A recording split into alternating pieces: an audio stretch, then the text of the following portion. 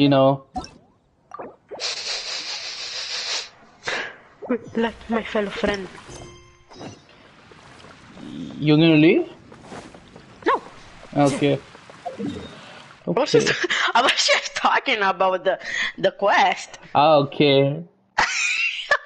I'm gonna love this actually. I'm gonna enjoy this.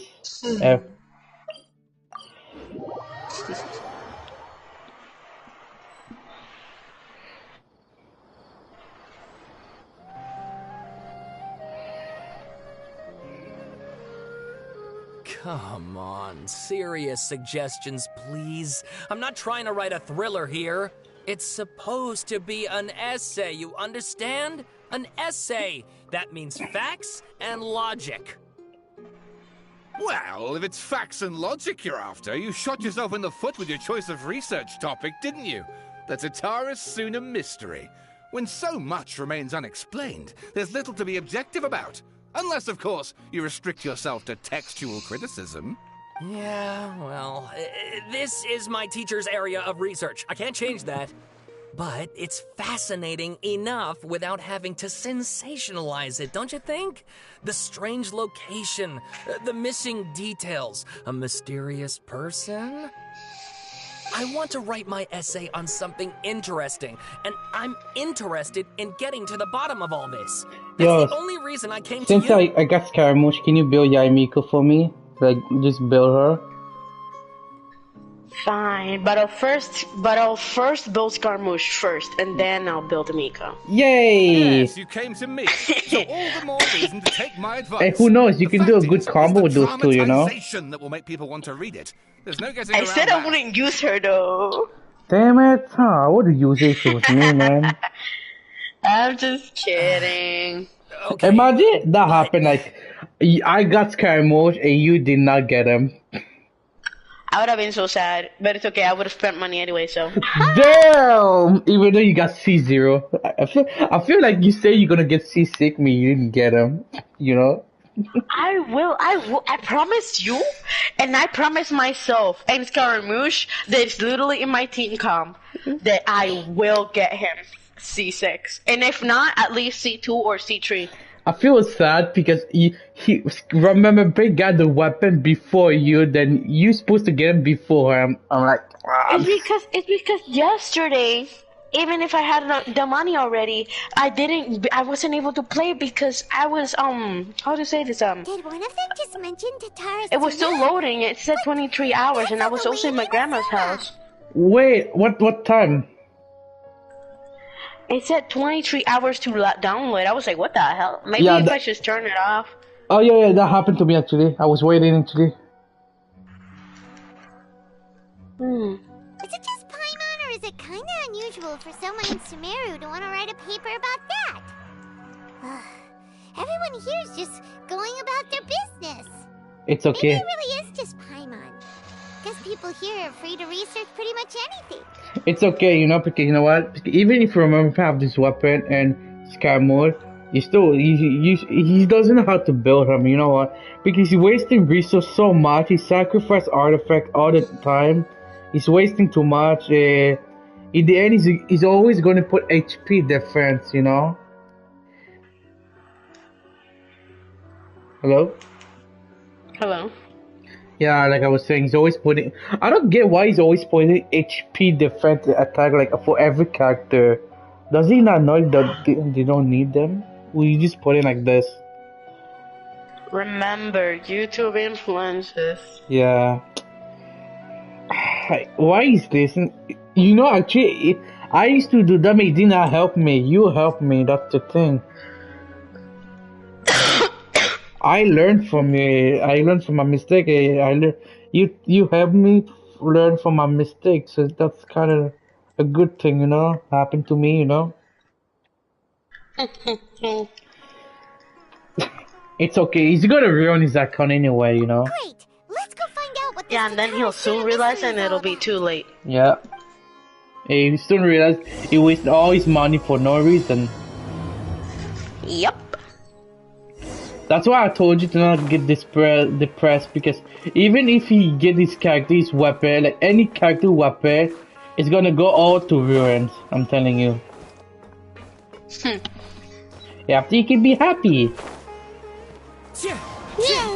Yay. Ok, hermosa. Alright, I guess I'll go with my textual criticism and your editorial direction for the first draft. I have a feeling that the missing Kabuki Mono will end up being the main focus of this paper. If only we knew where to find that traveler. From what they say about her, this seems like the kind of thing she'd know about. Can I mute for a while? After when I finish my story, I'll unmute you. Is that okay for you? Sure, or I can just mute myself. I'm not gonna talk anyway, so. No, it's not the thing of talking, you know, it's just like, okay, yeah, you can do that, yeah, you can do that. Okay. I'll text you, don't mute yourself, alright? Okay.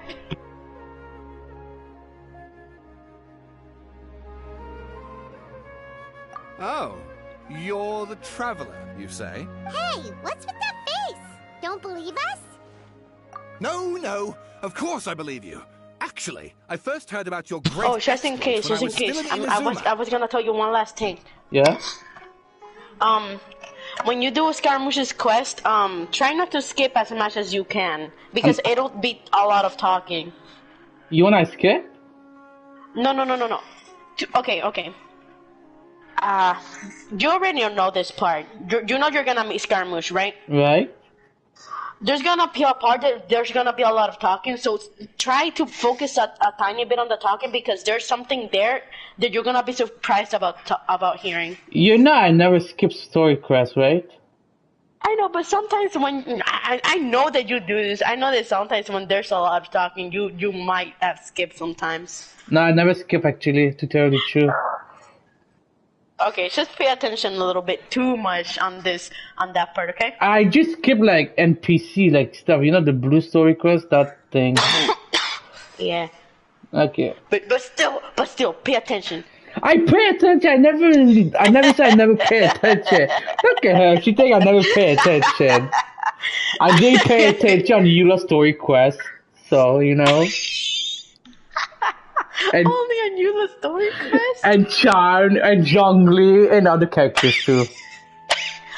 Well, you forgot about Xiao's story quest. A little bit, yeah. I kind of forgot a little bit. See, that was a long time ago. That was like when the character got released out. The first thing I did, he's doing story quest. That's it.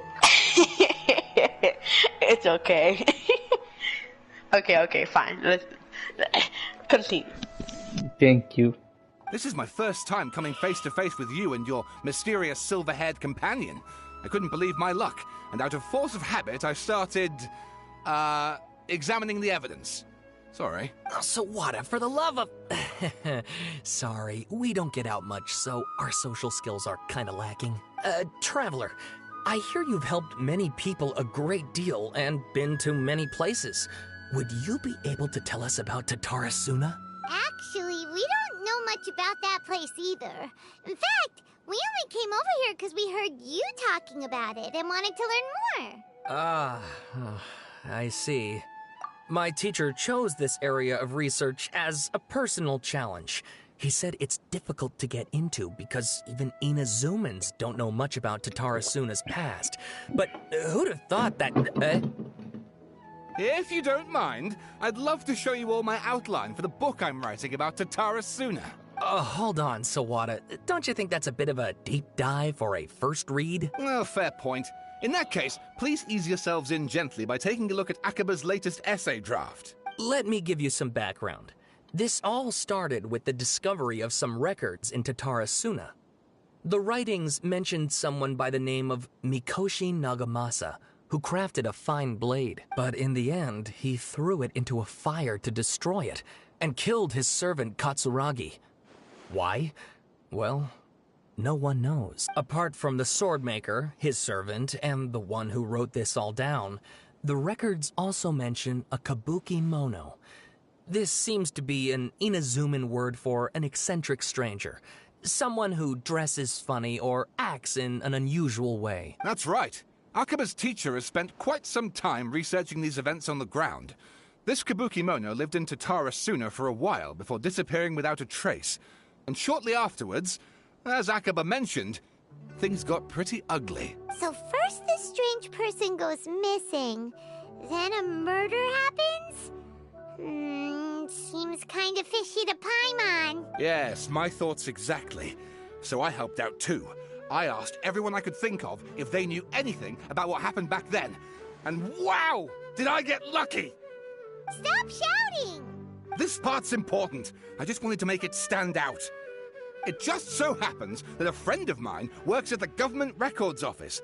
He looked into it for me, and I can now confirm that all the aforementioned individuals did, in fact, live in Inazuma over 400 years ago. Even back then, Tatara Suna was already at the center of Inazuma's smelting industry. The man in charge was a government official named Niwa. Curiously enough, it seems like he went missing too. Wait, so there are 2 missing people in the story now? That's right! What's more, Niwa is a name with a lot of history to it. Have you ever heard of the great swordsmith clans of Inazuma? Oh, the swordsmiths?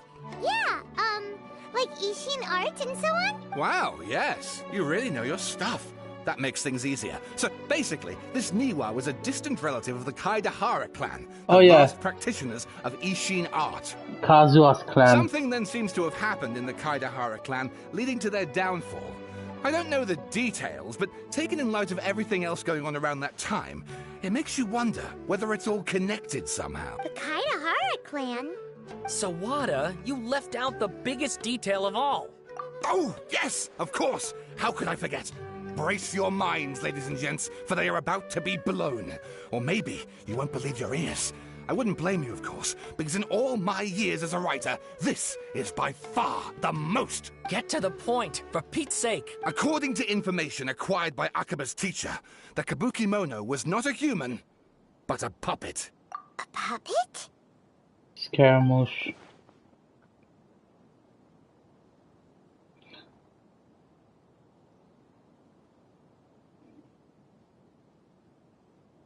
The sugar puppet that electric archon made should be real Inazuma her as well. It could be her. The couple has developed Aha! Judging by the looks on your faces, you do know something after all.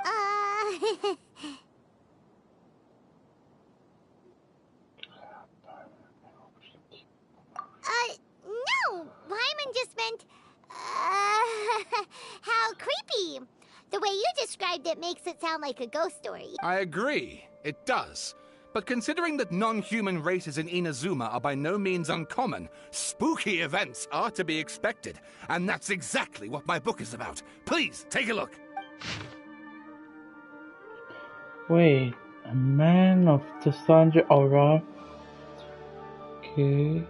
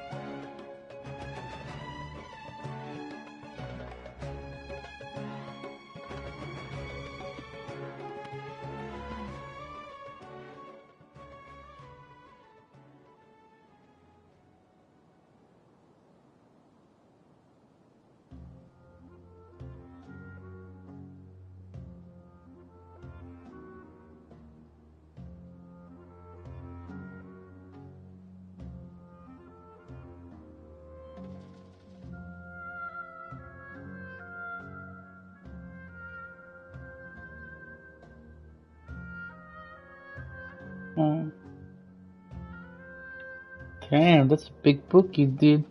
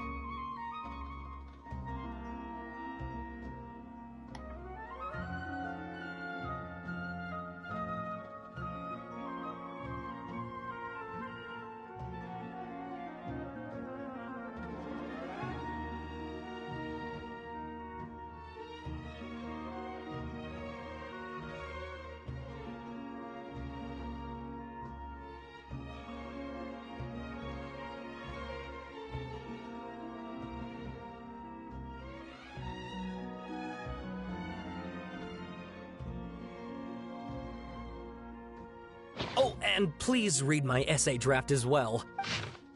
Damn, okay.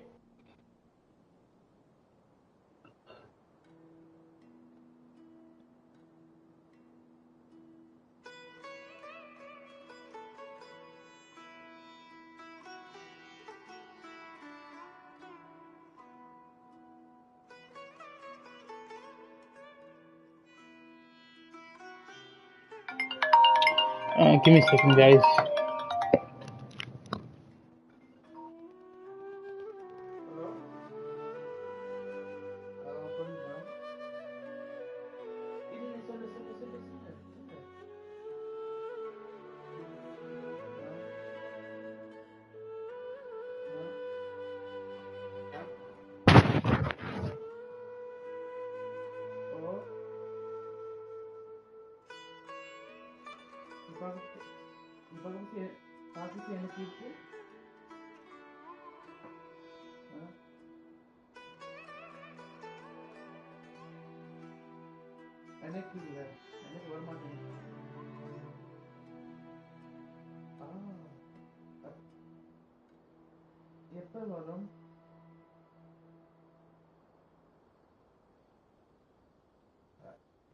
அப்ப நான் check பண்றேன்.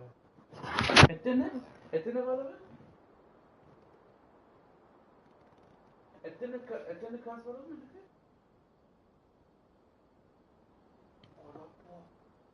கணக்கு. சரி. ஓ. நான் தம்பிக்கு gift வேண்டின விஷயம்.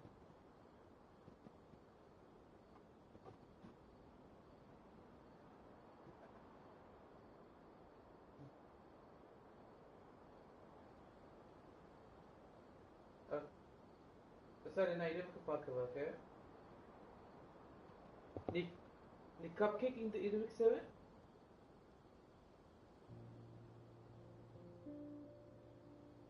அது என்ன இதுக்கு சாப்பாடு ஓ வந்துட்டு நீ வேணா நீ வீட்டில் இருக்கு இப்போ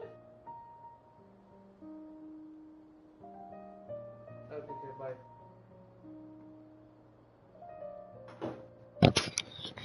Okay, guys, I'm back.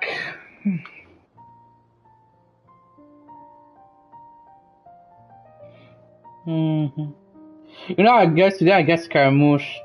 I just did one pull up that my friend told me to do. So, give me a second, guys.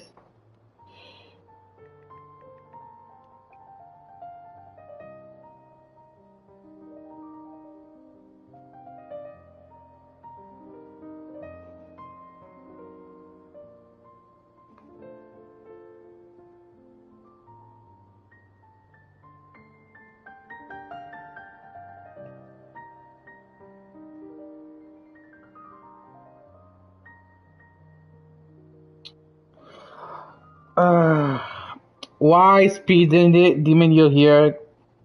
Speed Demon, please get out. You don't know shit, okay? I'm sorry. Speed Demon is my brother, so he's kind of like they annoy me sometimes.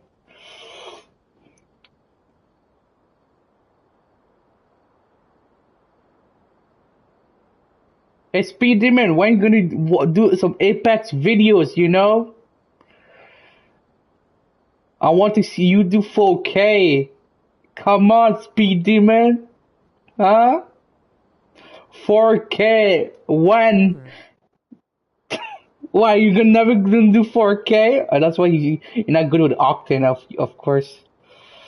You should go back and go use Gibraltar, you know, Gibby.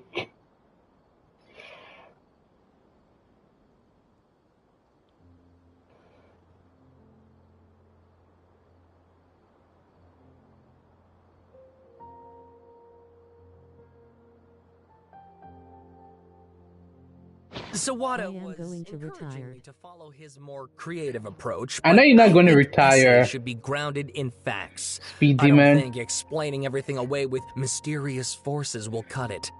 Speed Demon, you say you're going to retire, but you say you're never going to retire until you get 4K 20 kill bomb. Don't retire until you get those. Okay, I won't let you retire. How about if I plug the holes in Sawana's narrative with political intrigue? Like, I could put a turf war between rival factions at the center of the whole series of events. Wait, you're allowed to just make stuff up? Pretty sure you've gone from essay to guessay there. Akaba, look. Your teacher has researched this extensively. I've reached out to everyone I could think of. Whatever information we have now is all that there is to know.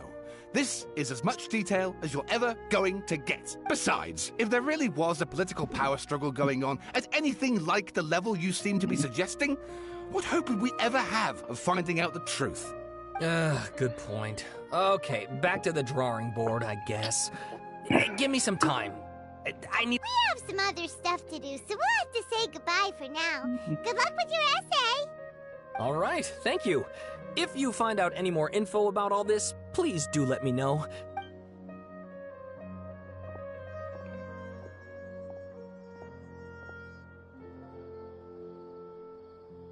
Hey, so that thing they were talking about, it has to do with the balladeer, doesn't it?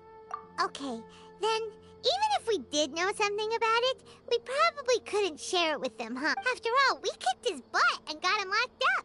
Information about people like that is usually super confidential, isn't it? If you ask Paimon, Akaba should just pick a different topic. Let's There go. must be as many essay topics as there are trees in the forest. There's no point in...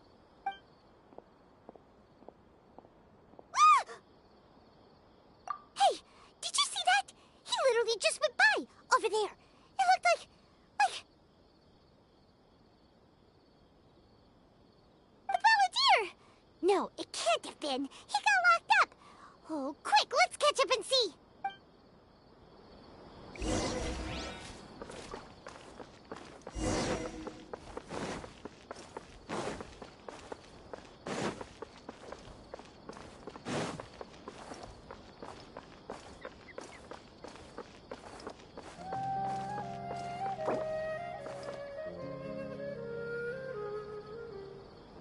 I have 5667875556765. Oh my god. Stop with the numbers. Yo,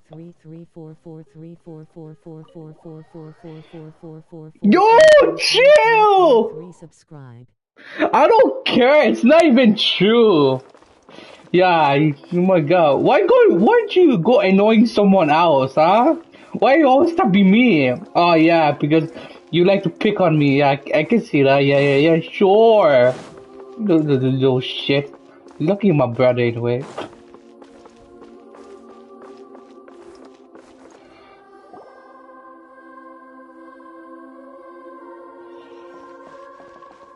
Traveler, Paimon, there you are. Nahida! Bad news. We just saw the balladeer strolling around in public. Did he escape or... Ah! It's him! Sure enough, you're here. Hey! What are you doing in the sanctuary of Surasthana? Aren't you supposed to be locked up? I know you must have a lot of questions. I am a big fan. Can I have $10? No, give me 1 cent. It's enough for It you. was my idea to set the balladeer free. We made a deal, and he's gonna do some investigation in Irminsul for me. A deal? Huh. You sure you trust this guy? What did you expect? Why do you think Sumero would keep me around otherwise? Or maybe killing me is all you can think about. But if that's the case, why haven't you done it already? Don't flatter yourself. It was...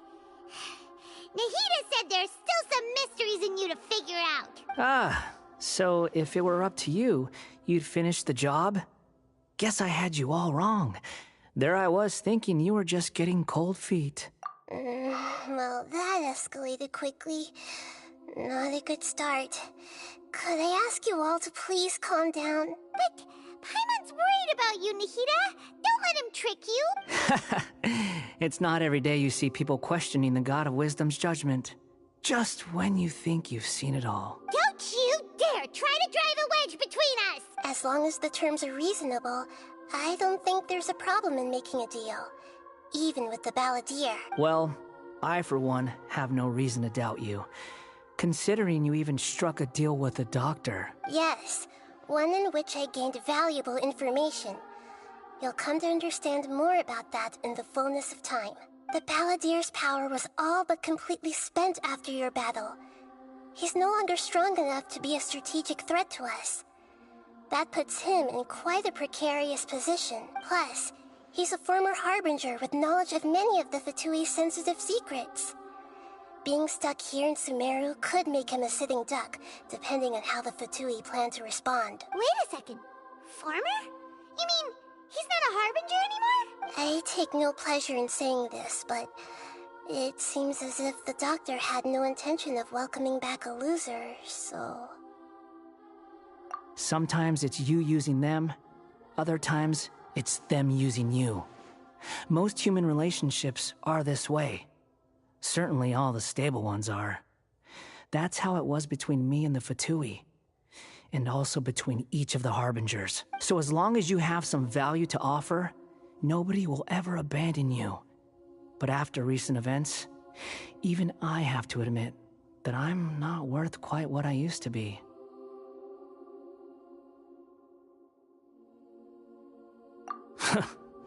Well, if the Fatui are gonna reevaluate my utility, I need to have a backup plan for myself. As we discussed, I don't like causing harm to living beings, and you said you need protection. So, why not join forces with us? I think these two have made their objection to that idea fairly clear, don't you? And they're your friends, so I guess you'll be siding with them. Yeah, obviously! Nahida, don't listen to him! Then let's put that discussion to the side for now. We still have time. Today can be a trial run. Where we go from here will depend on how well we manage to cooperate today. All right, then I'll do what we agreed. Good. Go now, and keep in touch. Nahida, are you serious about this? Yes. I have my reasons for this decision.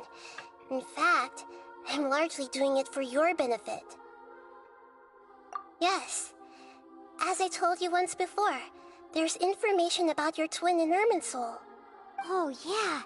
Actually, that's the whole reason we came to see you today. So, you have an update on that? Mm-hmm. You may remember me mentioning that the Fatui had not included your twin's details in the Descender category. This is an extremely important point. It's possible that the Fatui have other information that even I don't know about. And since the Balladeer used to be one of them, he'll be better acquainted with this information than I am. He was granted the power to connect with Irminsul when he almost became the god of a new era. Even though he no longer has the Gnosis, some traces of its power remain in him. He can still connect. The amount of information in Irminsul is vast beyond description. Sifting through all of it without knowing what to look for would take too long, even for me. So I asked the Balladeer to search in Irminsul for any information about the Descenders. He's more familiar with this kind of information, and should be able to find it more quickly. Exactly! Or what if... Paimon just doesn't trust him! He's treated us as enemies every time we've run into him! I understand. But sometimes... everything is dictated by which side you're on. How things will go in the future depends on what information he brings back. And Traveler, I know what your heart desires most of all. Our minds have connected several times before. There is a corner of your heart reserved for an intense longing. A feeling of being all alone in the dark, searching for the one candle whose light still burns. As Sumeru's deity, it is my responsibility to be on guard against the Balladeer. But as someone who counts you as a friend, I want to do something for you. If this deal with the Balladeer can give you the answers you've been longing to find, then it's worth it. It's my pleasure, really. You're Sumeru's hero. You've more than earned it. Paimon's still worried about this idea. Is there anything we can do to help? I was going to contact you about that, but then you suddenly showed up on your own accord. Seems like we have a telepathic connection. In fact, I was going to ask you to supervise the Balladeer on my behalf while he carries out the task I assigned. Even though he only has a fraction of his full power left, that's still a fraction of a former Harbinger. If you could accompany him, it would put my mind at ease. Of course, I'll be there to help guide you through Irminsul from the outside.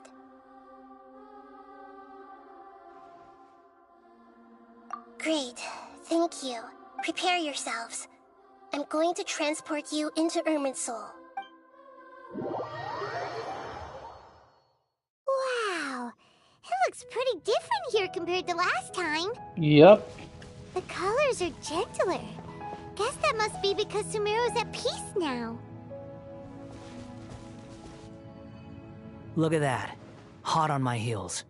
You know, you didn't have to cut your catch-up short just to keep me company. Oh, but I guess you panicked when you realized that I might enter Irminsul ahead of you. Shut your beak, jailbird!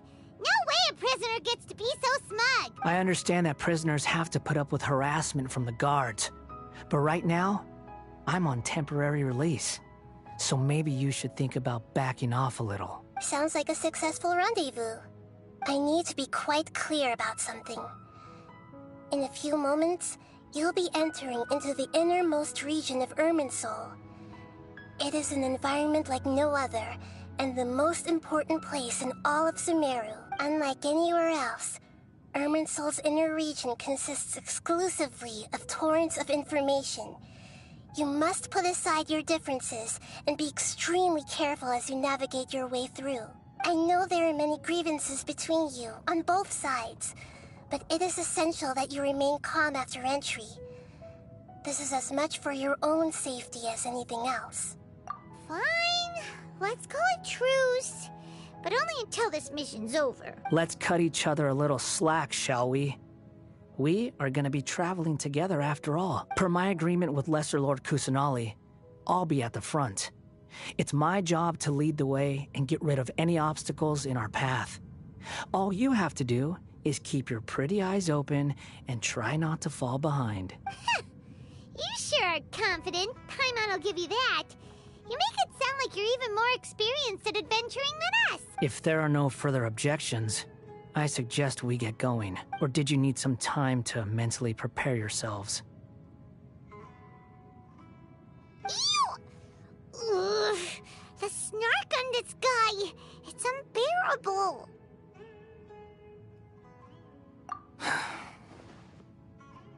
We can start now. Irminsul access granted. Initiating connection procedure.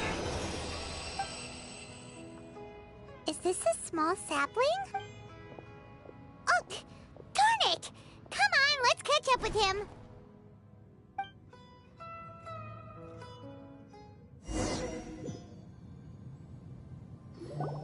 Wow! So this is the inside of Irminsul. Ooh! Paimon's never seen anything like this. And it feels like a sacred place. Irminsul is closely intertwined with the entirety of Teyvat. Every bit of information flowing here means something. Pick your jaws up off the floor. It's time to go. Why is it that Paimon just wants to do the opposite of everything he says? Lesser Lord Kusanali, we will now proceed to the heart of Irminsul. Can you still sense where the heart of Irminsul is? Yes. Permission to begin searching for information there? Permission granted. Go ahead. Let's go. Stay close. Don't go running off. Hey, so say we did go running off in here. What would happen? What are you smirking at? I was just imagining the look on your travel companion's face if you went and got lost. Anything's possible in here. You can't rule anything out. So if you want to stay safe, your best option is to stick close to me.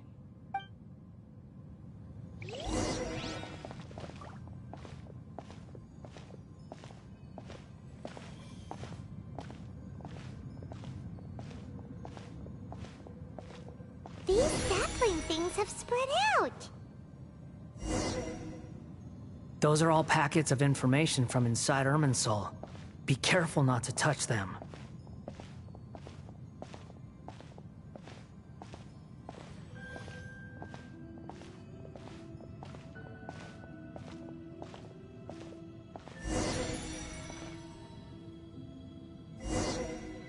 It looks the same in every direction.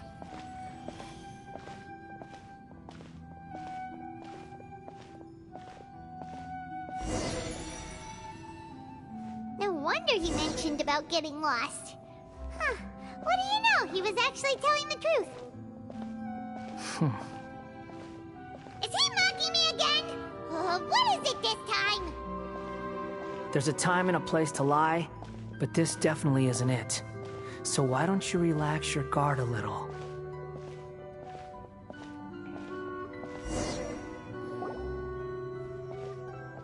We're here. What a huge tree! Lesser Lord Kusanali. Good, you made it. Are you ready? Ready when you are. Then please begin. Preparing to access cognitive currents. Establishing waypoint. The Balladier's actually doing what Nahida tells him. Guess he must want to stay alive.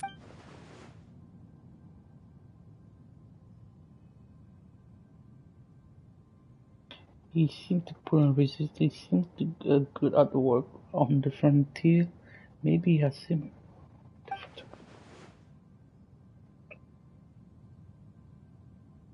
The rest is up to you.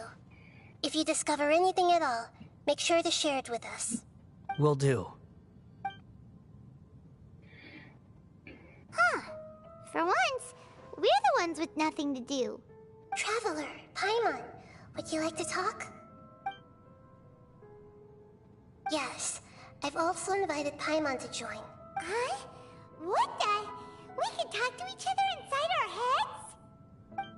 Why you play alone? Who's asking? That's part of it. Plus, we're all friends. There's nothing wrong with us talking like this once in a while.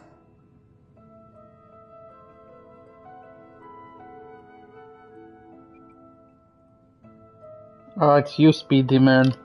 I play alone because I'm doing the story quest. I mean, Ring's here. She just muted herself because I'm doing the story quest. I told her I was gonna talk about it later. I've tried this before. This is great. So, Paimon's been wanting to ask you something. Don't you think the Balladier's a bit of a walking contradiction? He's always talking back, but he seems to listen to what you say. As I've told you before, there are still some mysteries for him to resolve. Things that are clear as day to me, but that he has yet to understand. Perhaps today will be the day that he finds some answers. Well done. Smart and attentive as always.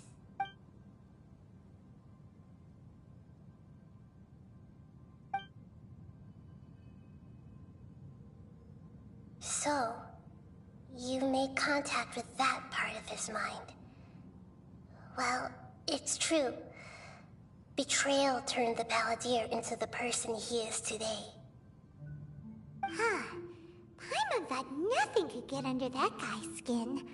Turns out, he can get hurt and angry just like anyone else. Everyone has a history, Paimon. Even if you're a puppet created by the Electro Archon. Speaking of puppets, we ran into two people at the Academia today talking about an essay.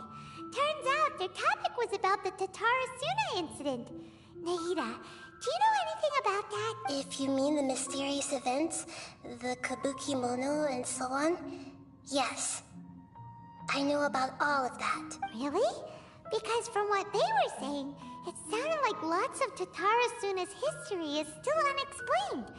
And most of the information we have now is just from people filling the gaps with their imagination. At least that's what they thought. Oh? How interesting. Those two managed to deduce quite a lot through guesswork alone. So the Gesse got it right? Well, they guessed right about one thing. Tatarasuna was sabotaged. Must be a riveting conversation you three are having. Funny how all the good ones happen when I'm not involved.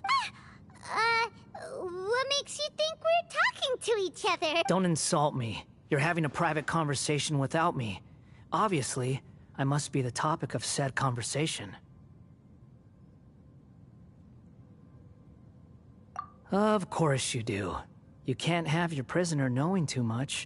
So, have you found anything yet? Still looking. Don't get your hopes up, though. You and your twin come from outside this world. It wouldn't surprise me if there was nothing on either of you in Irminsul at all. Wait! How did you know about that? Did Nahida tell you? It's not like we've never met before. And anyway, you're world famous. It'd be more surprising if I didn't know a few things about you.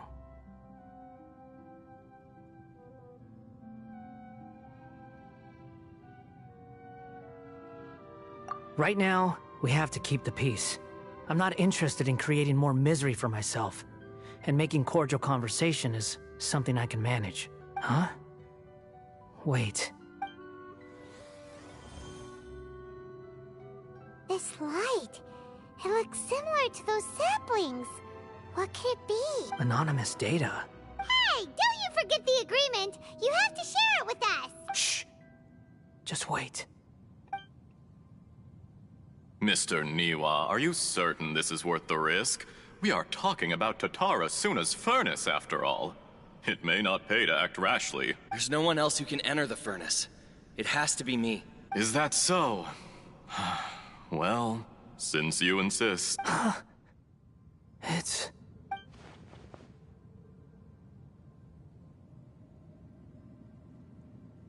Whoa!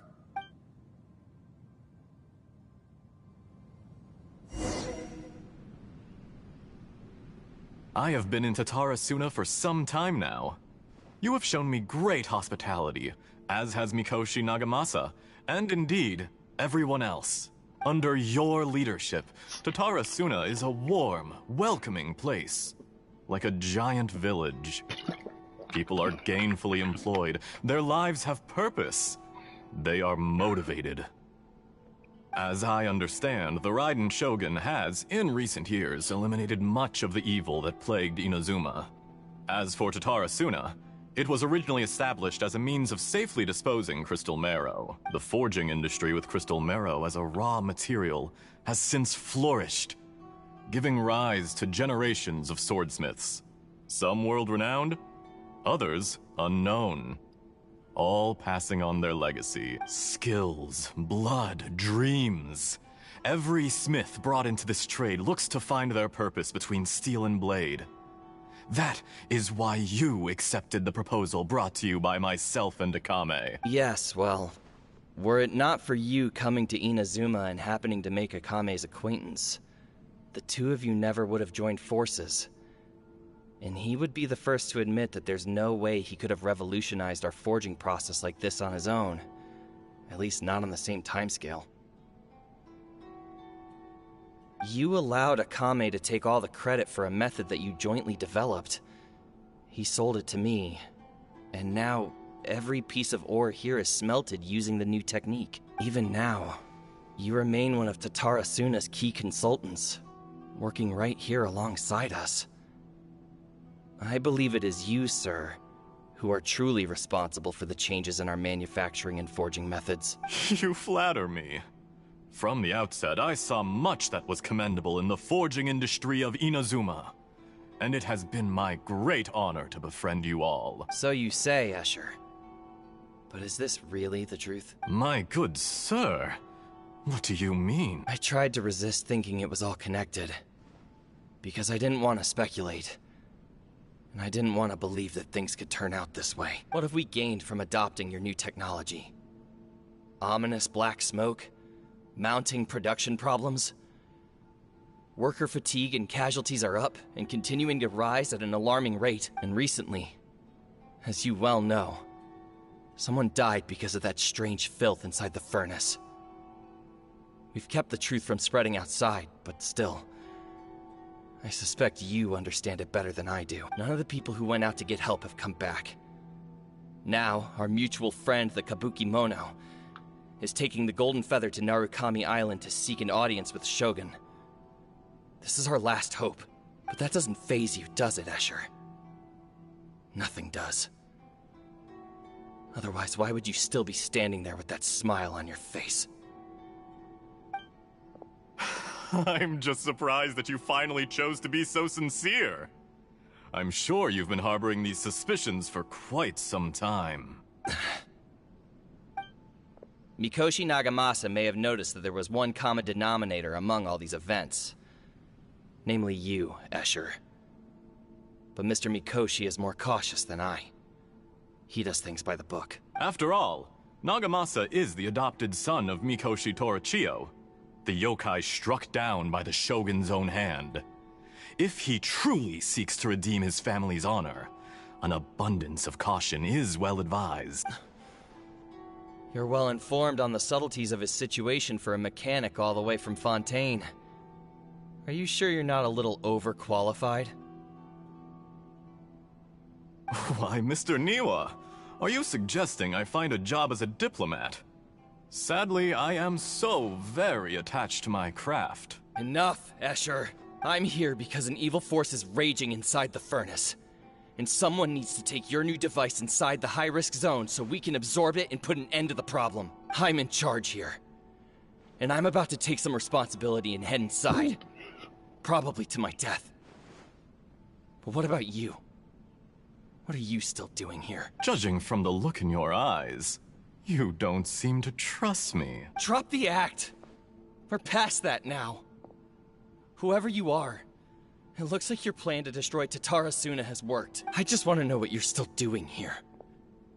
What's left? Don't you have all your answers by now?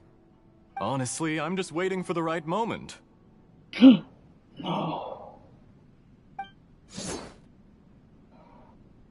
No. A moment like this, where you finish talking and I stop you from entering the furnace. You... Oh. You're a little smarter than I initially gave you credit for. I thought I'd disguised myself exceptionally well, at least for the first few days. But to my surprise, you had your people look into my background right from the start. It's a long journey from Inazuma to Fontaine, but that didn't stop them. Eventually, they managed to confirm that Escher was an alias, and that I was not from Fontaine at all. And yet, despite all of that, you still fail to realize my true identity, and what I seek in Tatara Suna. Did you really think you would be able to see through my plan? The doctor! If you kill me, there's no one who can get inside the furnace. So you're really going to destroy this place? Oh, but you're quite wrong. There is one other person. Some may not see him as a person, but you told him yourself. You're not a puppet. You're a human. You're just missing a heart. Whoever you're working for won't get away with this. They'll be found out. But this makes no sense. What are you really trying to accomplish by all this? Why go to all this trouble? So it was the doctor who did this. It's no trouble at all. Patience is a virtue which I have in abundance. This is all part of a carefully controlled experiment. If you must know, I'm happy to divulge my true identity. I'm a Fatui Harbinger. Call me the Doctor. The Fatui? Who? What do you want? Just to create a minor inconvenience for your nation. That's it? That's why you gave us your cursed technology? Just to let loose the evil energy from the crystal marrow? Look how even the righteous soul is filled with venom when faced with its demise. My device functions precisely as you say. It is the only chance you have of preventing a catastrophe and keeping the truth from the outside world. However, I did not make it with you in mind. It is easier for a person to be possessed by evil spirits when they are filled with hate. So give in to your fury. I want to see what happens when a malevolent heart is placed into an unsuspecting puppet. Make no mistake, even without you, That pure, innocent puppet would only end up being used by someone else instead. What other reason would a human have for befriending one who is not of our kind?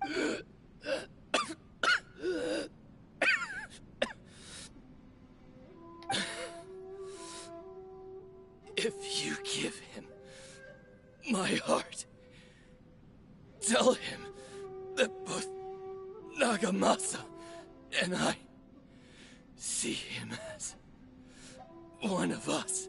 He has nothing to prove to anyone. Because not everyone just wants to use other people. The only ones who think like that are people like you. What a beautiful way to see the world. It almost makes me feel a little guilty. Then out of respect for you, I shall redefine myself. Think of me as a monster or a demon, if you wish. At least this way your death is not a consequence of your own folly turning you into an easy target. You simply lost to something more powerful than you could ever hope to defeat. I say, Mr. Niwa, let's see what happens. Will your puppet friend become a human? No, that will prove quite impossible. Mr. Niwa? Already dead. What a pity. Jester, I have completed the task you gave me. Creating a gap and infiltrating Inazuma's inner workings. What fun it was. I'd like to introduce a puppet to you. If he proves useful, let's make him our newest comrade. And if not, let's turn him to dust. So they were using scammers all along. Hey, are you alright? Dottore?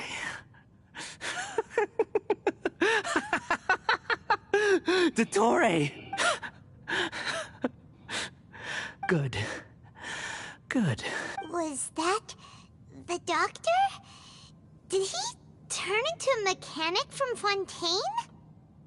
But why did we see things from his perspective? When I touched the doctor to confirm whether he'd eliminated all his segments, I read this memory in his mind.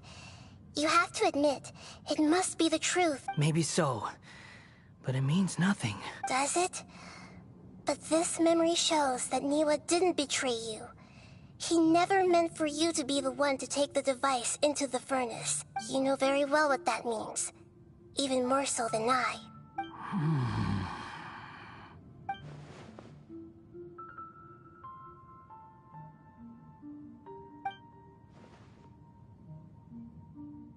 If the betrayal never happened, the exit only.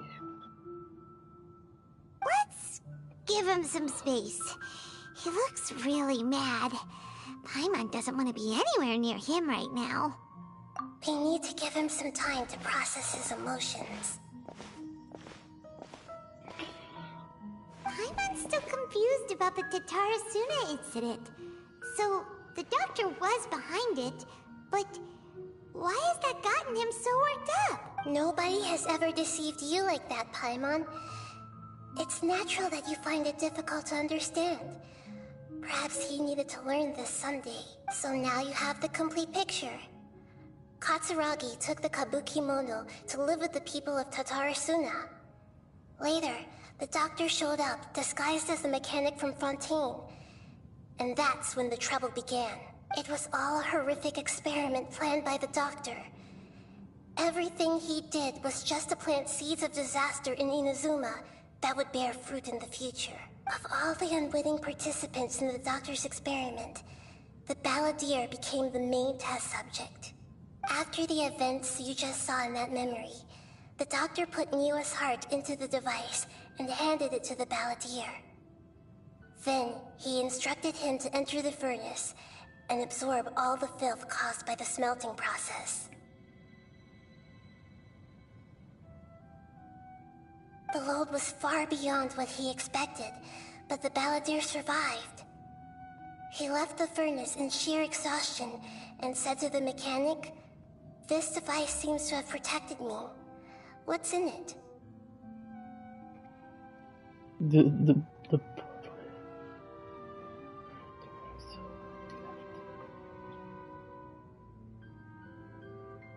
The mechanic answered, "Niwa fled this place for fear of punishment, but he left you a gift. He said it's the one thing that you've been looking for." He took it straight from the chest of one of his innocent servants. The mechanic removed the withered heart from the device as he spoke. The balladeer was stunned that such unthinkable cruelty had brought him the thing he'd been longing for his entire life.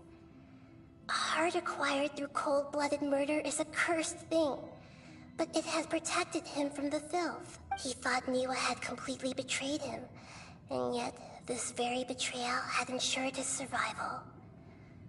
Overwhelmed with anger and sorrow, the balladeer threw the heart to the ground and left Tatarasuna without looking back. Holy moly. So the doctor killed an innocent man and pinned everything on the victim? That's terrible.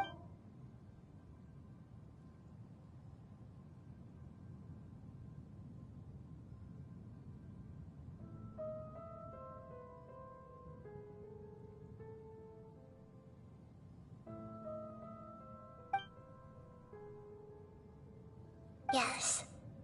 Only if he understands this can he choose a new path forward.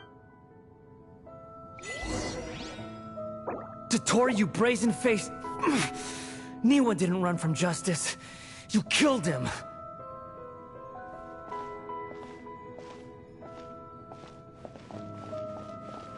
Niwa didn't ever betray him.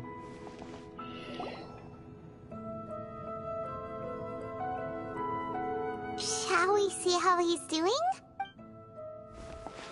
Hey, you alright? That's a scary expression. Are you worried about me? If we didn't have such a history, I'd almost think that qualifies me to be your friend. It won't. I'll keep my end of the deal. Hey, aren't you investigating the stuff we want to know about? That's why we're here. But unfortunately, there's no information about the Descenders in Irminsul. Even if you can't find anything, that seems to confirm it. Irminsul does not keep records on the Descenders. Anyone who comes from beyond this world is not counted as part of Teyvat. Wait, anyone does not keep records. What is it?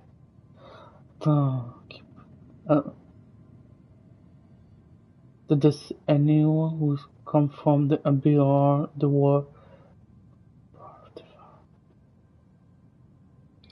The descendant of anyone who's come from beyond this war is not as part of us. Does that mean we have to leave empty-handed? So they're not really from. I mean, they did say Ita is from Teyvat, but Lumine's not from. She's a descendant, but far away from Teyvat, I guess. Don't thank me just yet. I mean, the Traveler, not Lumine, you know. Actually, the main character is Ita, but I choose Lumine, so yeah. You look really upset. Well, since Irminsul was a dead end, I guess I can share some other info that might interest you. Huh? About what? The reason why there are records about your brother in Irminsul. It might have something to do with Conria. Apparently, Conria was his first destination when he arrived in this world. Plus, he only came to this world because the heavens responded to the summoning. The heavens responded? The Jester told me this himself. You can take his word on this. He was a royal mage in Conria, and lived with your brother for a time. I don't know the details. It's up to you whether you want to believe me. All I can say is, I wouldn't lie to you about this. Did you get all that, Lesser Lord Kusanali? Yes. Astonishing news. Does this info count towards my mission? It wasn't from Irminsul, but was it valuable? Very valuable. Good. In that case, I'll take some time for myself now. Huh? What have you done? Lesser Lord Kusanali was right. My power's all but completely spent. Even if I use all of the divine power left in me, I can't sustain this shield for very long. I shared a secret with you, and now you owe me. So in return, I'd like you to answer a question for me. Give me your hand.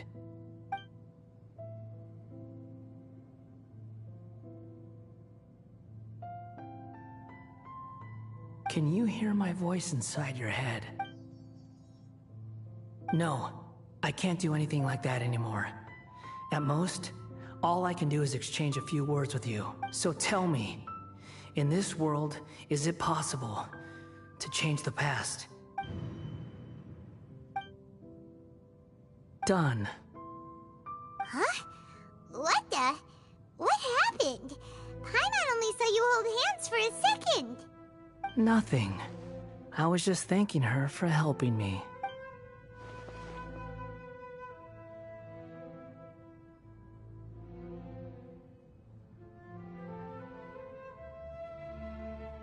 He seemed to hesitate, but that was because I know. So long. I suggest you get yourselves out of here quickly. Where are you going? Hey, wait up! Didn't you say not to go running off? Fast reaction time. But I don't think we'll be seeing each other again.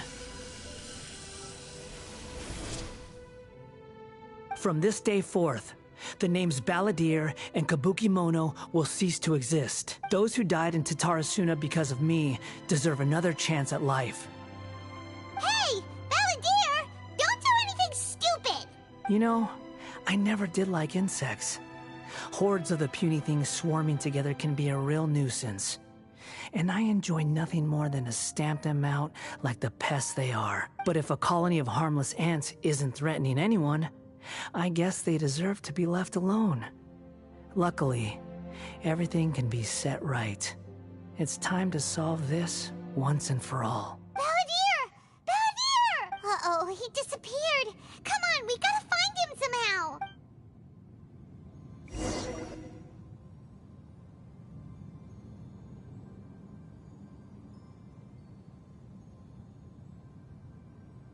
Oh no, he's really gone.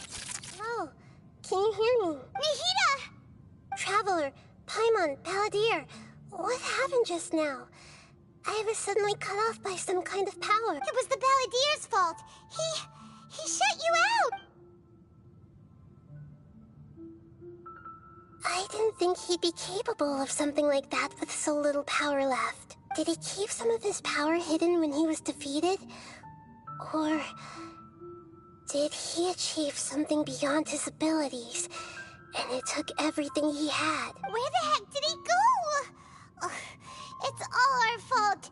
We were supposed to keep an eye on him. Sorry, Nahida. Don't be. It's not your fault. Please, let me handle this from here, even though I'm not sure I can solve it. We're running out of time. Follow my lead and get out of Irminsul as soon as possible.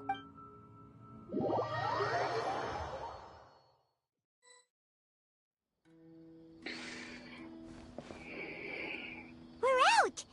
And we're at, an inn or something? This is an emergency. I'll have to ask you to stay here for now. Everything's arranged, and nobody will disturb you. I'm sorry, but this isn't something I need your help with. Leave this one to me. An emergency? How bad is it? Nahida, will you be okay? Don't worry. If my assessment is correct, though there may be some minor disturbances, it won't lead to a disaster. Please rest and recover your strength here until I say it's safe. Her voice has gone. Paimon can't shake the feeling that something really big has happened. What do you think the Balladeer meant? And why did he suddenly grab onto you before?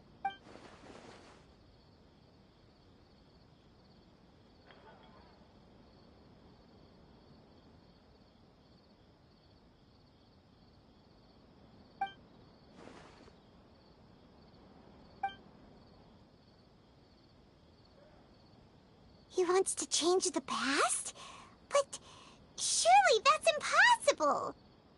Right! You can't just rewrite history! All that stuff happened already in real life! It's like, imagine Paimon drank all the water in this inn.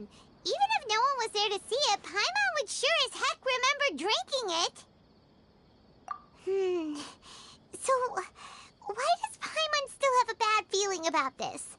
Paimon can't help but feel scared about what he might do. Paimon's so confused. Huh? Ah! Sorry, Paimon accidentally... It's the Balladier's fault for causing Paimon all this mental stress, but erasing yourself from history? It's unthinkable. Is that really possible in Irminsul? Uh-oh. Paimon's head is overheating from trying to understand what he's up to. And it's still not working.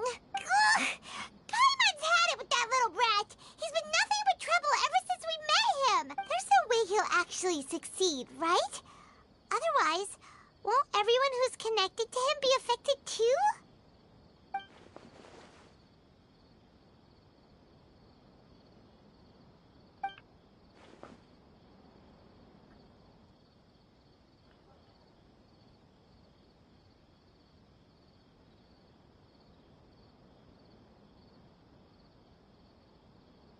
Wait, what? The worst game will affect everyone connection to Raiden, Gokugen, Kazuha, Ayaka, Ayato will mean they'll disappear. There's nothing we can do about it at this point.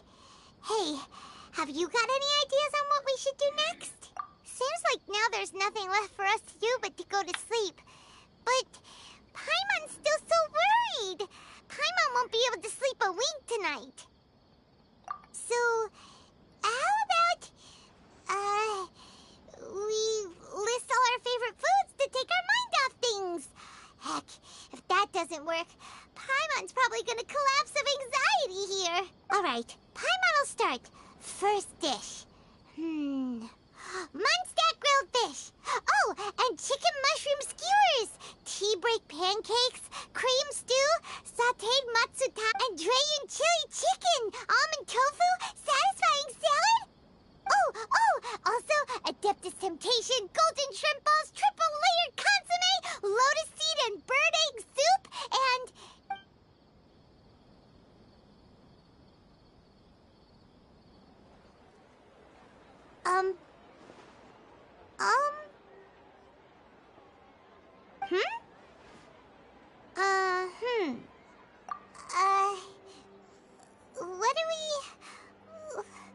What was Paimon supposed to be doing just now? Paimon was, talking? Huh. Paimon suddenly can't remember what she was talking about. What was it again? The Balladeer? Is that a food too? Huh. Weird name.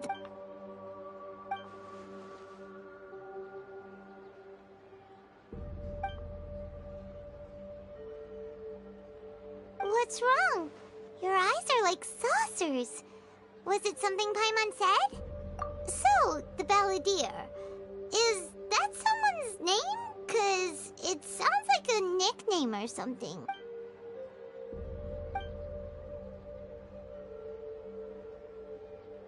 Okay, sure. Where are we going? Huh? Inazuma? Fine by Paimon, but is everything okay? You're acting like this isn't a...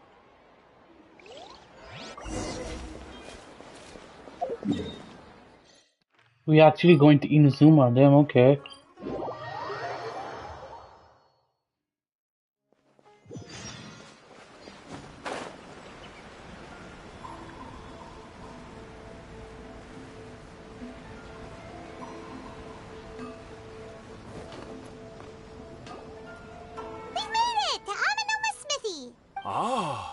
It's been a while. Of course.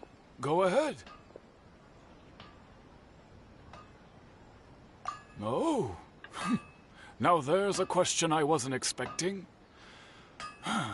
Very well. I'll tell you what I know once more. The once renowned Raiden Gokuden, comprised of 5 branches. Amenoma, Futsu, Ishin, Hyakume, and Senju. The art of forging practiced by these 5 clans was first taught to them personally by the almighty Shogun. Over time, the 5 branches diverged from one another as generations of bladesmiths honed and perfected their craft until they became 5 distinct traditions. Most of the great swordsmith clans of old have since fallen into decline, and for a long time, only the Amenoma branch kept its art alive. But fortunately, Kaedehara Kazuha recently returned to Inazuma and took up the mantle of the Ishin art. Now, 2 clans remain of the original Gokuden 5. If my memory serves me right, you yourself were present when he forged the Ishin blade. Oh, yeah, we were! Paimon remembers that now. They learned a bit about the decline of the Raiden Gokuden then, too. It seems like such a shame. That, my friends, is a tragic tale. In fact, this was not made known to me for most of my life. All these years, I knew of those great clans' demise, but never the cause. Only recently, when the question was on my mind, did I ask Kaedehara Kazuha about this. He told me that, as we are both heirs to a branch of the Raiden Gokuden, it was right that I should know the truth. There is no harm in telling you, but I must warn you.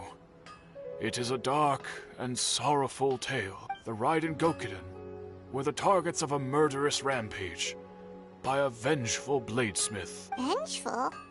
Why? 400 years ago, so I'm told, there was a catastrophic malfunction in Tatarasuna's furnace. One brave swordsmith heard the commotion and chose not to flee, but he rushed to the scene, hoping to prevent a disaster. Tatarasuna was home to a state-of-the-art forging and smelting operation in that day, and overseeing it was the armory officer. His surname was Niwa, though he had family ties to the Kaedehara clan. Knowing that they had just one chance to save countless lives, Mr. Niwa and the swordsmith leaped together into the furnace. The furnace quickly stabilized, but neither of them made it out. The smith's death, though heroic, dealt a devastating blow to his family's fortunes. His orphaned son was left to fend for himself, and grew up deeply resentful at the world. In his heart, the whole of Inazuma was culpable in his tragedy. He hated the almighty Shogun for her apparent indifference towards his father's death, and he hated everyone who had done nothing to try and save him. Powerless and destitute, the only legacy he had to pass on to his children was his hatred. Generation after generation bore this grudge, living in utter misery. Alas, if only the story could have ended there. But 100 years ago, the then head of this family reached the end of his wits. He could bear their fate no longer, and yet he could do nothing to change it. Finally, he made a drastic decision to take revenge on the Raiden Gokuden. In doing so, he sought to vent his pent anger and shake the very foundations of Inazuma's forging industry. In his fury, he murdered indiscriminately, killing even bladesmiths from the Hyakume clan, which he belonged to. His goal was absolute, the devastation of all of the Raiden Gokuden. But when he came to the Kaedehara and Kamisato clans, his killing spree came to an abrupt end. He failed to catch them unawares. They fought back fiercely, and they did not spare his life. That is why the Kaedehara clan and their Ishin art survived that day. I suppose they were the lucky ones, under the dire circumstances.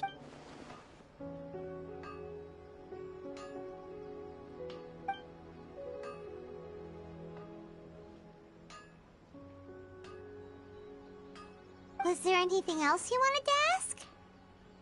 Kazuha? Why, yes. Just yesterday, in fact. We spoke for a while over some tea. He seemed well.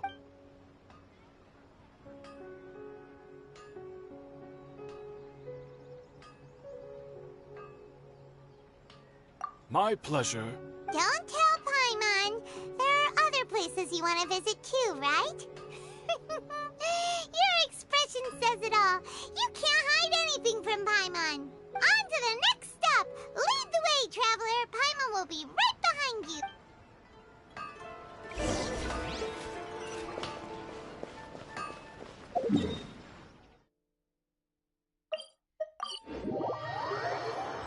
The Kamisato. Oh, he's checking the Kamisato clan. This is the Yashiro Commission's headquarters. Oh yeah, because so... the Ishii and the Kamisato are connected to the Balladeer. Yes. Traveler, it's been a while. If you're looking for the Commissioner and Miss Kamisato, I'm afraid your timing is unfortunate. They're not here right now. Are they out on business? The Commissioner is out on business, and Miss Kamisato is standing in for some meetings in the Commissioner's place. If it's urgent, you're welcome to wait inside until they get back. What do you think? Shall we go in?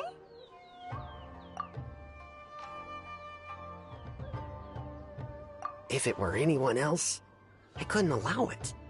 But seeing as you're so close with the Commissioner and Miss Kamisato, I think it should be okay. We'll be heading in then. Thanks! Hello, dears. Is there something you want to say? Of course, traveler. Yes, I know who you are. Miss Kamisato has told me about you. What would you like to know? Oh, they're both very well indeed. Lately, Miss Kamisato has been rather busy attending all kinds of meetings and occasionally paying visits to some local organizations on the Commissioner's behalf. As for the Commissioner himself, well, you know, busy as ever. That much hasn't changed. Although he does seem to be in a rather good mood these days. So pretty much business as usual in the Yashiro Commission, huh?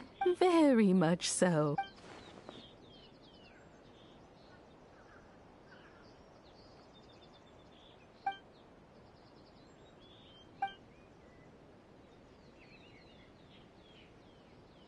Well, got any more questions?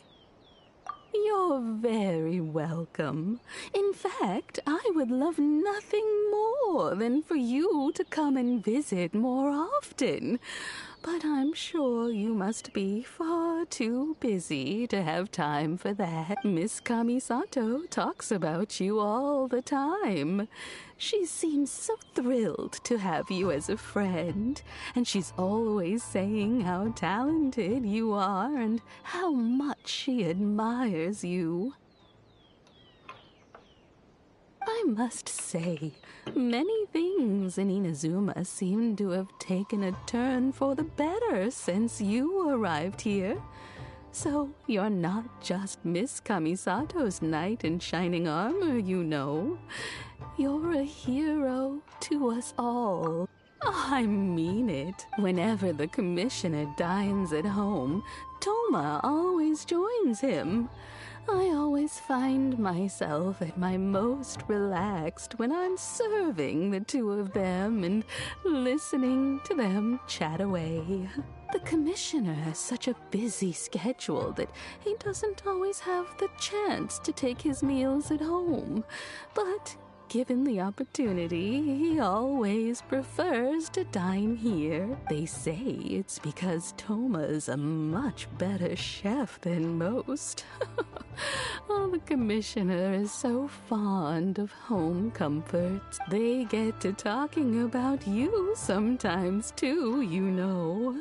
Always with a very fond tone. The way one would talk about dear old friends around whom one can truly be themselves. Miss Kamisato occasionally joins them as well. whenever the whole family gets together and they start talking about people they've met and experiences they've had, you always get a mention. It's been many years now since the late Mr. and Mrs. Kamisato passed away. Much has happened in the Kamisato clan in that time. As someone who is old and gray enough to have watched their son and daughter grow up, it makes me so happy to see them meet a dependable friend whose company they enjoy so much. So, in the future, if you ever do have the time, please know you are always very welcome at the Yashiro Commission headquarters. There will always be at least one old lady who would be delighted to have the pleasure of your company. Wonderful. Thank you. Paimon likes it here too. Also, you were saying something about the food here being really... Paimon's itching to try it. We may just have to invite ourselves around for dinner sometime. Paimon meant we should come pay a visit again real soon. Ideally around dinner time. Of course. You're always welcome. Alright, goodbye for now. We're great. Goodbye, ma'am. Don't worry, we'll see ourselves out. All right, then. Take care now. Hope to see you soon. Oh, are you two leaving already? Yep, everything's taken care of now. Don't worry. Very well. Safe travels. Oh yeah, I forgot to tell you guys, I got Scaramouche today. So yeah, just... Yeah, I gave him this for now. I didn't put artifacts in, but I know which shadow to use, so yeah.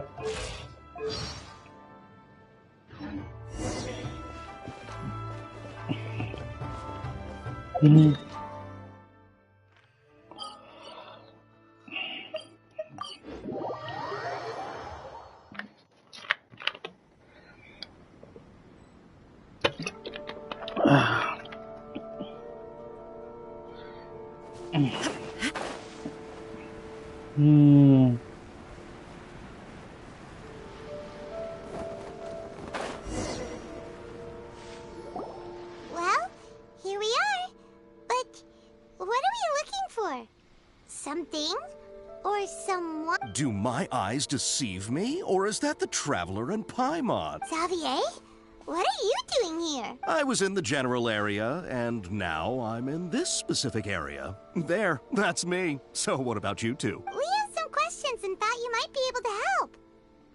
Certainly do. I've researched the furnace here in some depth. If there's anything you want to know, just ask away. Like the back of my hand. Make no mistake, I have been here a good many times before. Not only that, but I've met people in Inazuma whose families used to live in Tatarasuna years ago.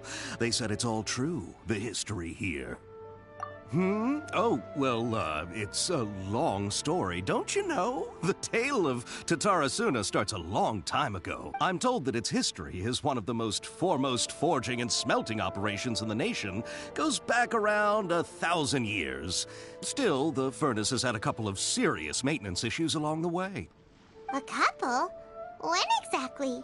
One was just in the last few years, the other was several hundred years ago.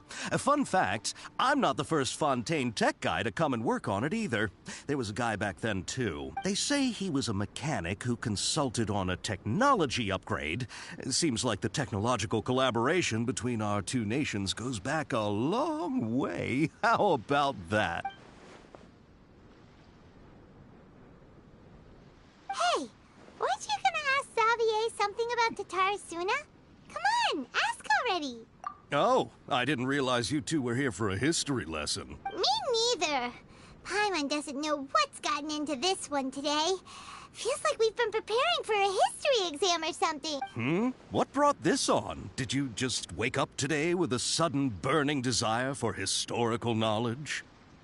Sure, go ahead. A kabuki mono? no, I can't say that I have. I do know the word, Inazuman, for those eccentric types who always go around dressed to the nines. Just the sort of person that I'd like to meet, actually. But sadly, I've never had the pleasure, nor have I come across anything to do with a kabuki mono where Tatara Suna is concerned.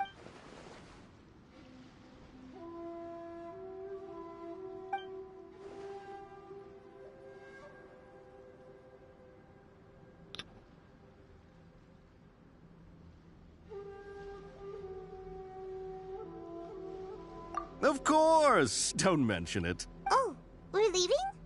Okay, bye, Xavier. Oh, you're most welcome. More than happy to help. Farewell.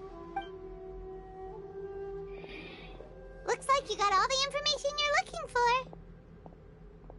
Sure, but what's up with you today? Whatever it is, it seems like it's really troubling you. Keep your smile, Spinal Crocodile. No matter what happens, Paimon will always be there for you. Come on, you gotta keep it together. Why don't you grab something to eat? You can't go facing life's challenges on an empty stomach. All right, let's head off and go meet Nahida.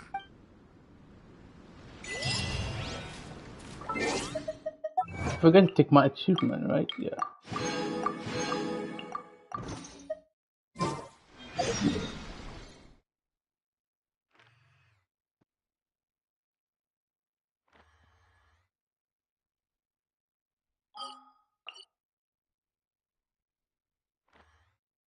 Oh yeah, I do have some condensed resin.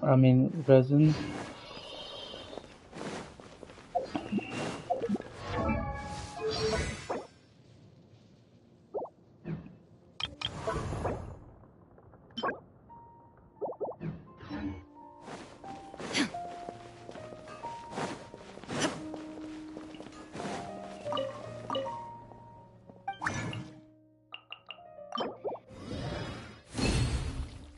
Do this to later actually.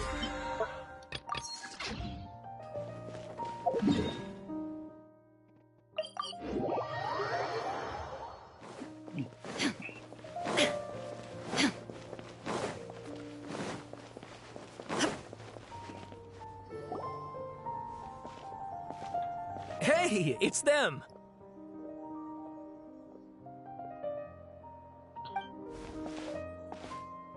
Akaba, Sawada, you're still here?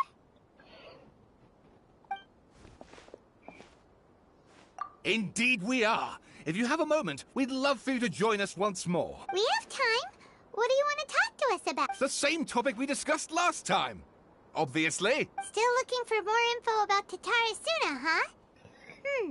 Should we join them?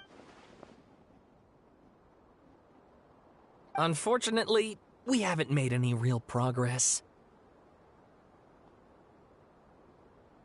Huh? Oh, of course.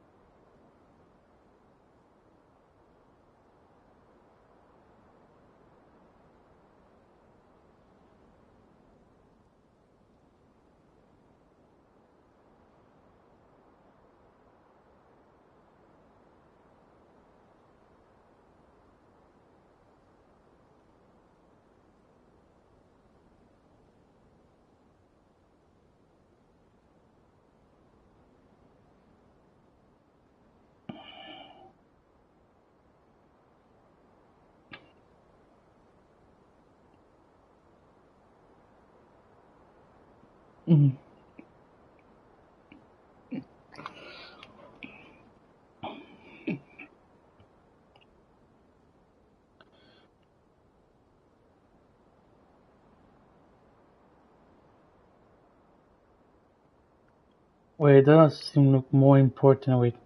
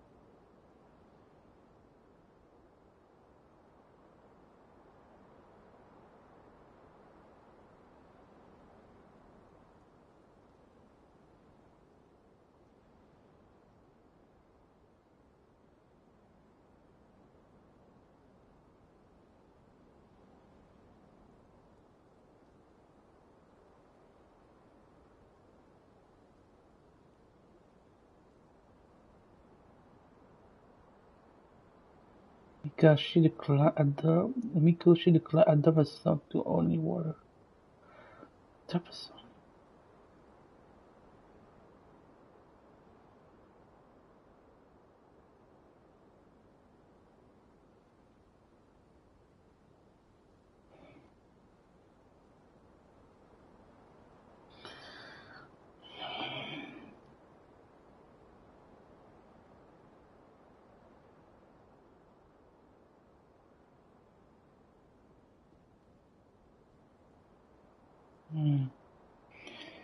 I presume you'll want to read mine as well.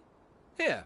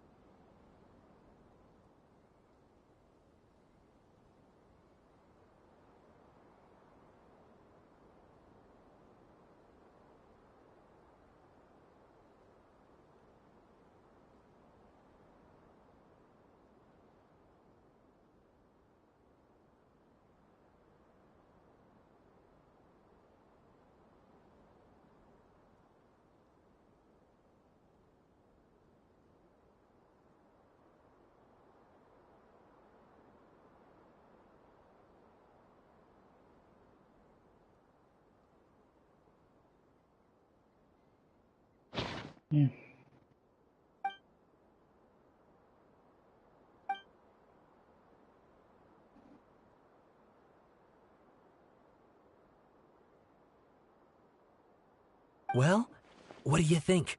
Hey, Traveler. Remember how last time Akaba was saying how he wished he could gather more information about all this? Well, we just got back from Inazuma. So how about we tell them what we learned? What did you find out? Something big? It's a long story. Basically, we have some friends in Inazuma, and... Wow, so many new details. Thank you so much for sharing that with us. Well, well. So it all comes down to one man's desire for revenge. Huh. You heard this from a member of the Amanoma clan, you say? Then I guess it must be true. Ugh. So there's no ghost story here after all. This new information actually lends further credence to my hypothesis. Evidently, swordsmiths were seen as having an incredibly prestigious role in society those days, to the extent that harming them was conceived of, at least by the perpetrator, as a way of exacting revenge against those in power. Yes, okay, point taken, you were right. But that doesn't mean I can't carry on with my novel. And they're back at it. These guys are really into this. Oh, so sorry. Look at us, prattling on about our projects and ignoring you. Thank you so much for the information. You're welcome. See? Keep us in the loop if you find out anything else. Will do.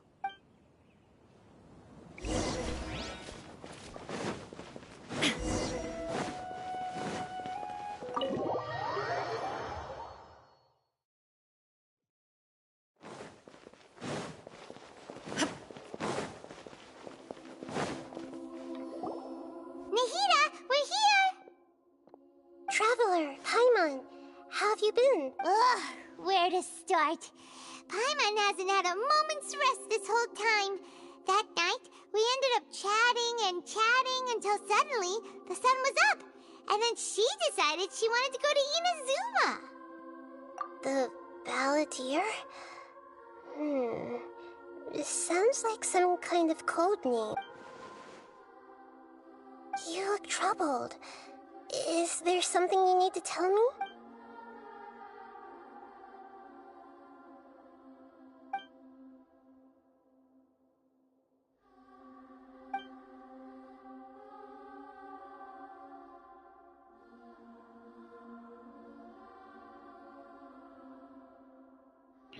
I'm not in the record keep. That's why she remember everything, because she's not in the record. Traveler? Hey, what's wrong? You look so upset.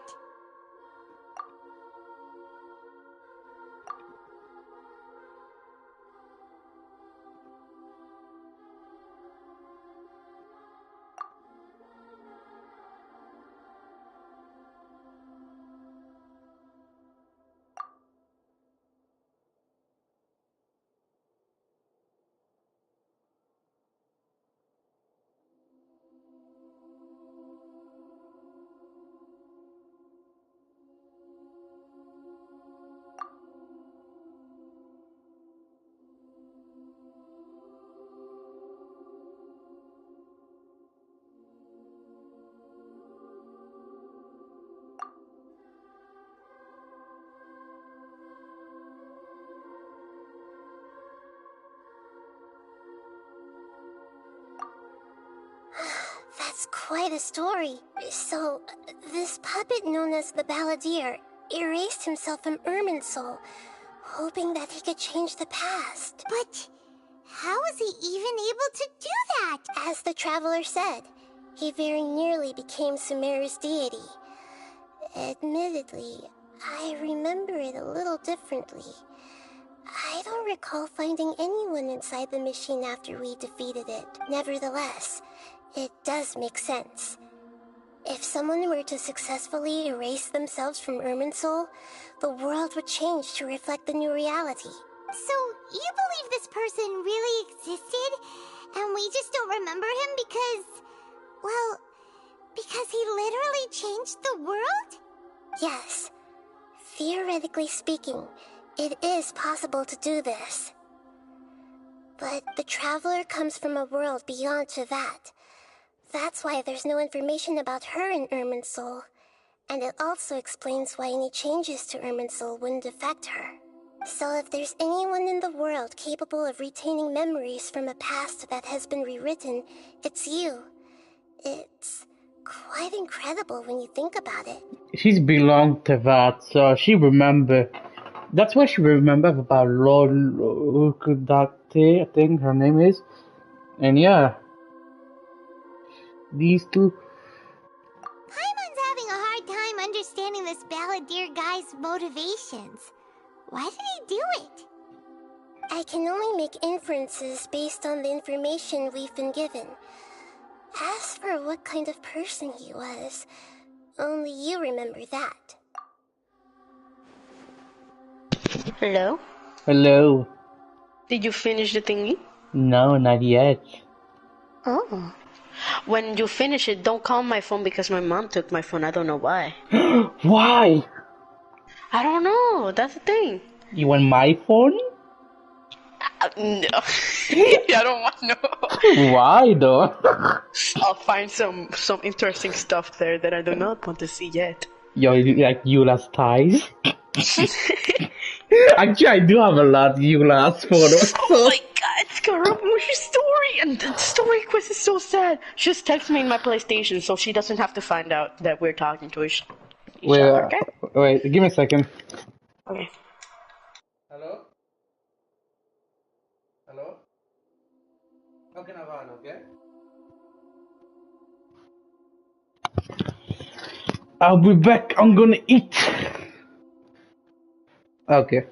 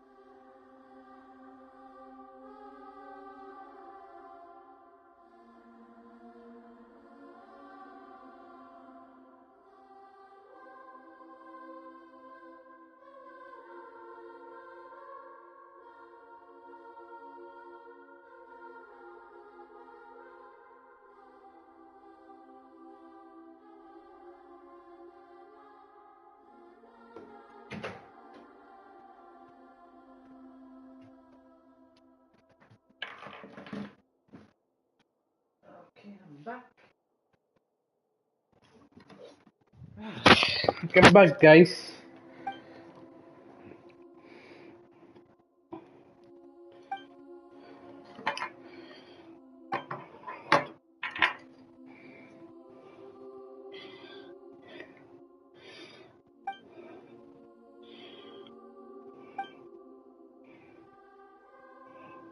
Something else worrying you? Something that you can't share?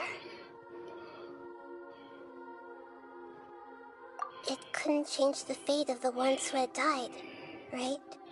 Once the balladeer realized he hadn't been betrayed after all, it must have completely changed his view of the people of Tatarasuna. Now he saw them as friends again. He couldn't keep hating humans after that. And if he thought there was a chance he could save his old friends, it would be hard not to try. This story makes sense. Every part of it. The balladeer tried to achieve godhood with the doctor's help. He was unsuccessful, but retained the power to connect with Irminsul. That power then enabled him to change what was recorded in Irminsul and erase himself, even though he didn't have much strength left. Yeah, it does make sense, but it still ended in tragedy for his friends. It just feels so hopeless. He gave everything to do this, but it seems like he got nothing in return.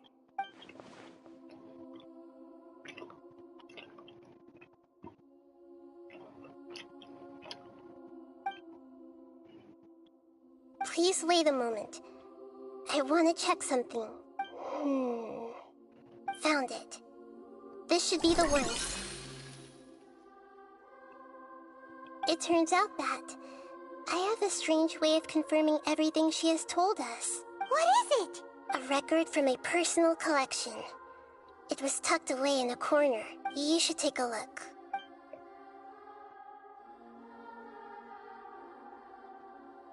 Is this a fairy tale? Who wrote it?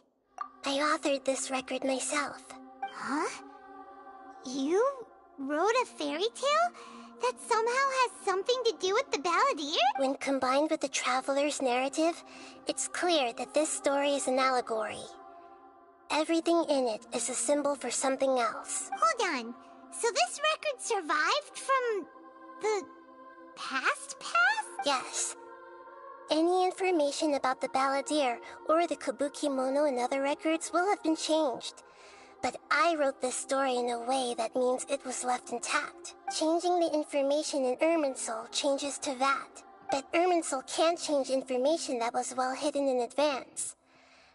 I guess I must have written this story as a backup before the balladeer entered Irminsul. That's incredible! What a great idea! And sending the traveler into Irminsul with the balladeer must have been a further precaution. I knew she'd remember everything. This story is abstract enough that it still resonates with the present information recorded in Irminsul. But if we connect all the different pieces together, the true story that emerges is the one she told us. The now erased life of the balladeer.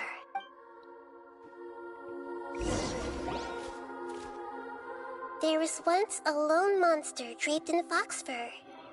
The monster found a family of foxes, joined them, and they became friends. The monster lived with the family day and night, and everyone treated it as one of their own. Once in a while, the monster would take off its fox fur at night and lament to itself as it gazed at its reflection in the water. I am a monstrosity, yet they are too foolish to see it. I pity them. But the monster soon found solace when another came to live among the foxes who was not their kin. A kitten, carved from the wood of a white tree, who had been abandoned by the humans. The kitten too wished to become a fox, but its tail was too slender, and it could not grow a coat of richly colored fur. Yet when the other foxes saw this, they spoke words of comfort to the kitten. Even without a tail and fur like ours, you are still one of us. Furious at this happy resolution, the monster lit a fire on the mountain. The terrified animals panicked as the fire spread. The only way to extinguish the flames was to make a sacrifice. A gray fox stood up and addressed the monster. It said, "You are the cleverest among us. Surely you can help us find a way to solve this." The monster smiled, led the fox toward the fire, and murdered it. The gray fox's heart was turned into a beautiful drop of water, clear, spotless, and pure. The monster gave the heart of water to the kitten, telling him, "The foxes have decided. You are the one who must be sacrificed. Take this, quench the flames, and die for your fox kin." The fire was extinguished, but the kitten lived. It left that side of the mountain and found a little bird who had a broken wing. The two promised they would spend their whole lives together, but the little bird did not have long left to live. It passed away soon after. After burying the bird, the kitten left the mountain for good. Never again would it cherish a single creature, nor a single blade of grass that stood on that mountain. The kitten spent the nights wandering aimlessly, gnashing its teeth at the moon. How it wished to swallow the moon and devour the moonlight. If the world could only return to darkness, then it would finally be peaceful and content. I will become the new moon, the answer to everything. Then, no one will know that there were once birds, foxes, and cats in this world.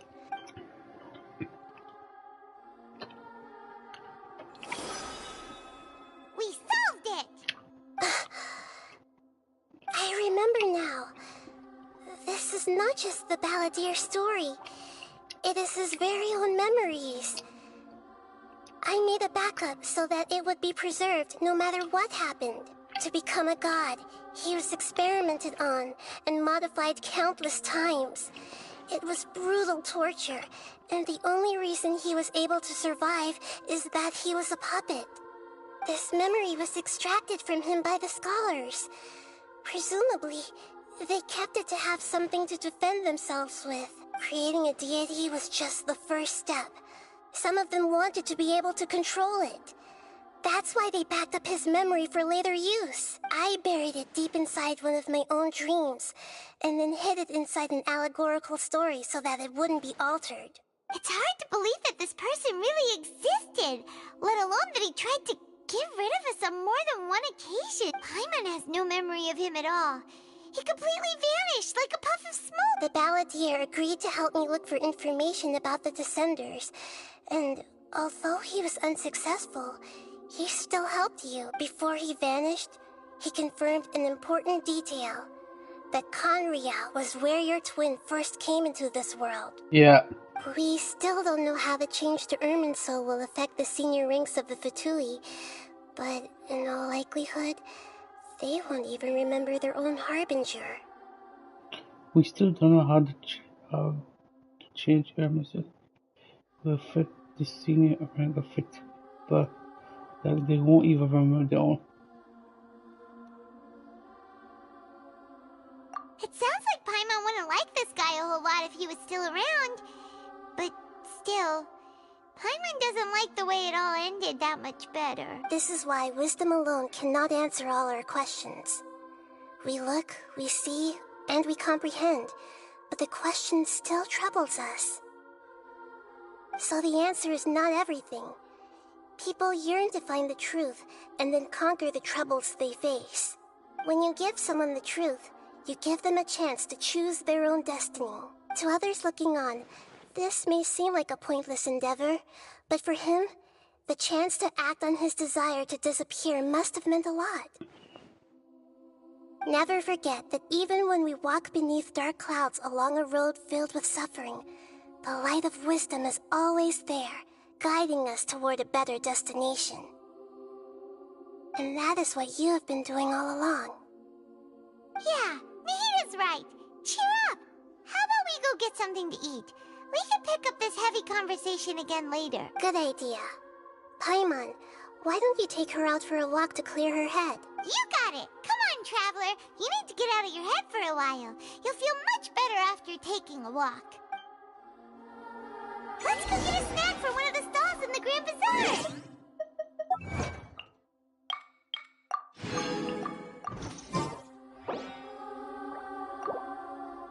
It must be really tough being the only one who remembers all that. But Paimon's always here to help cheer you up.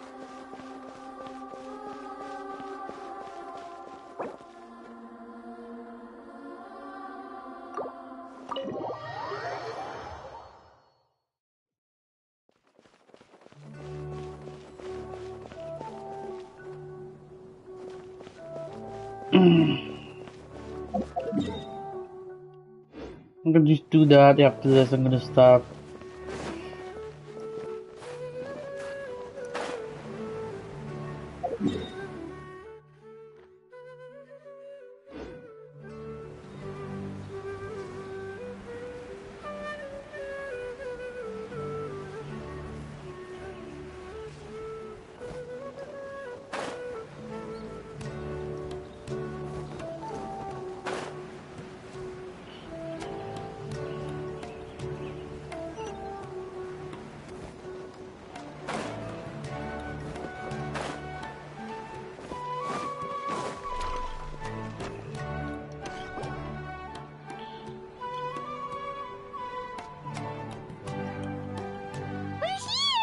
What should we eat first?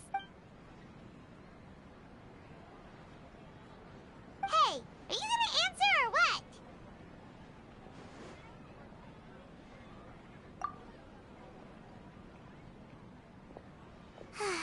Alright, whatever you want. Well, Paimon will be right here when you figured stuff out. Then we can get something to eat.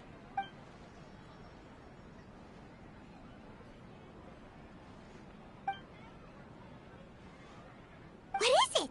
Have you figured it all out?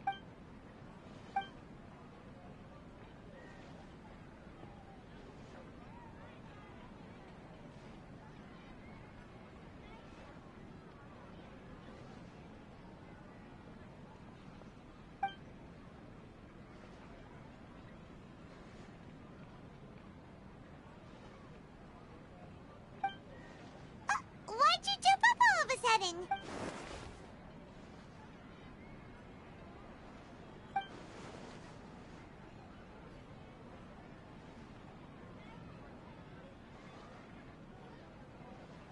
Excuse me, boss. There seems to be a small problem with the last bill. Look, here.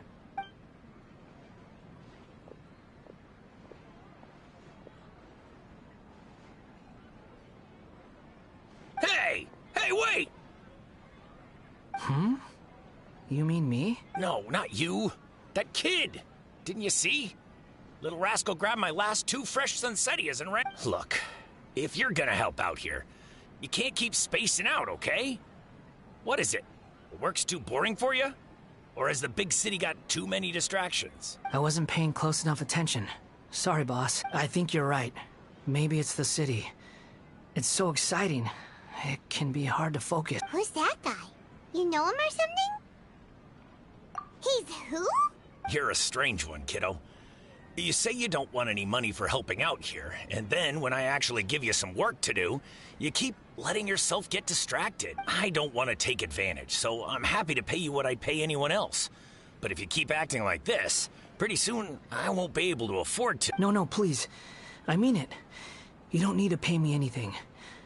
I'm just so thankful you agreed to take on an outsider like me. You're welcome, I guess.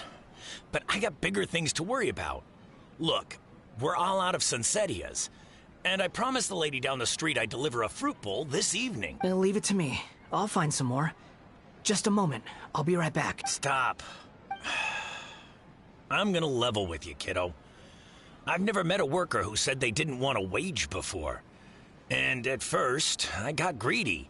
Couldn't believe my luck. But I figured you'd start asking for something in return eventually. You don't want money. You don't take days off. And in your free time, all I see you do is wander around, taking in the sights. That's right, I am. We can talk more about that later. First, let me get those fruits you needed. Sunsetius, was it? I'll be right back. Hey, what do we do now? Okay, stay out of sight. Don't let him see you.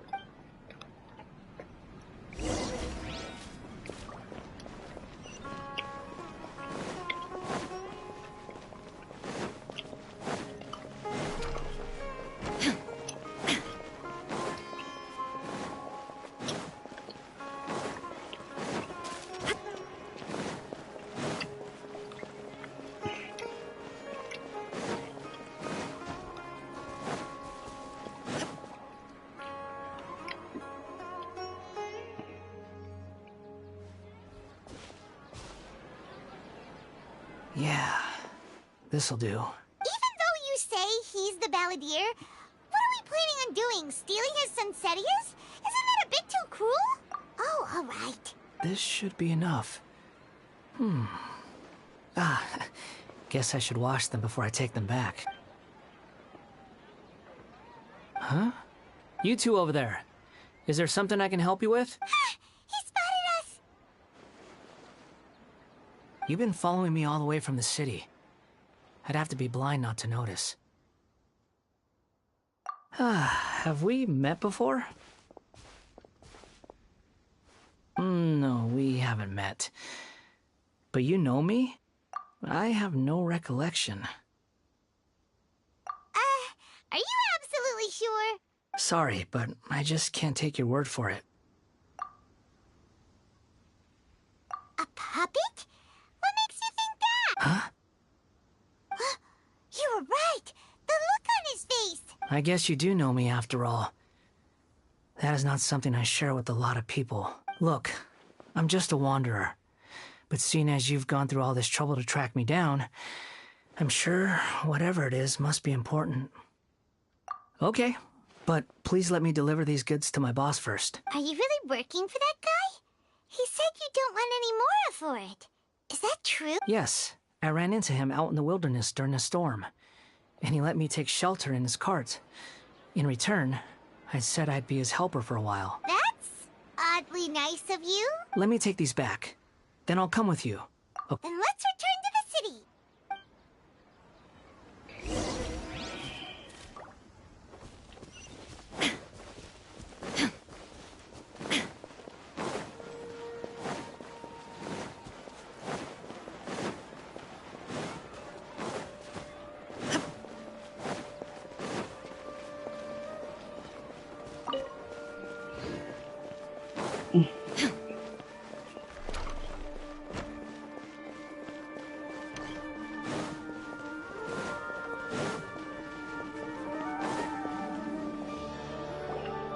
Here you go, boss. I'll leave them right here. Oh, you really went and picked some more. Who are these two? Something's come up, and they need to borrow me. Sorry, boss. I'm afraid I'll be away from the stall for a while. I was just about to pay you anyway. Go wherever you want, kid. Don't waste your time here. What? I get it, okay? You just wanted to help me out, to thank me for giving you shelter from the rain that day. Even then, I don't understand why you're so adamant that you don't want any pay for it. But look, it was pouring down, and there you were, sauntering along without a care in the world, like you had nowhere to be and didn't even care that it was raining. Imagine you were me for a second. It's a little weird, right? Why is this guy traveling during a rainstorm if he's not trying to get somewhere? And why is he taking a shortcut through the open country if he's not even in a hurry? But anyway, taking you in didn't put me out even slightly. You don't owe me a thing for it. Certainly not all this. Your time is valuable. You know, you should go live your life.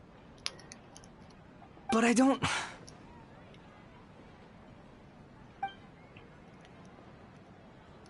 No, you're right.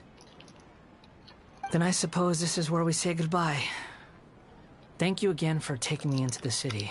Don't mention it, kiddo. I've run into all kinds of characters over the years. Thank you. All right, done. Thanks for waiting for me. We can go now.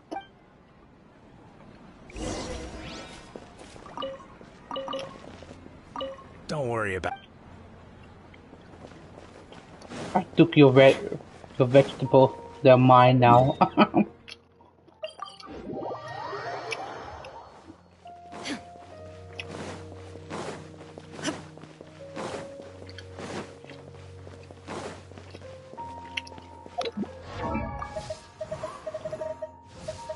Camus, you are something.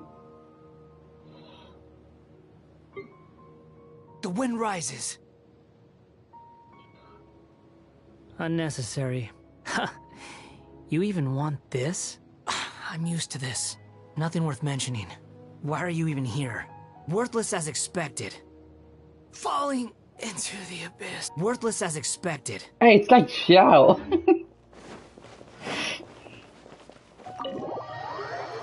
Made differently.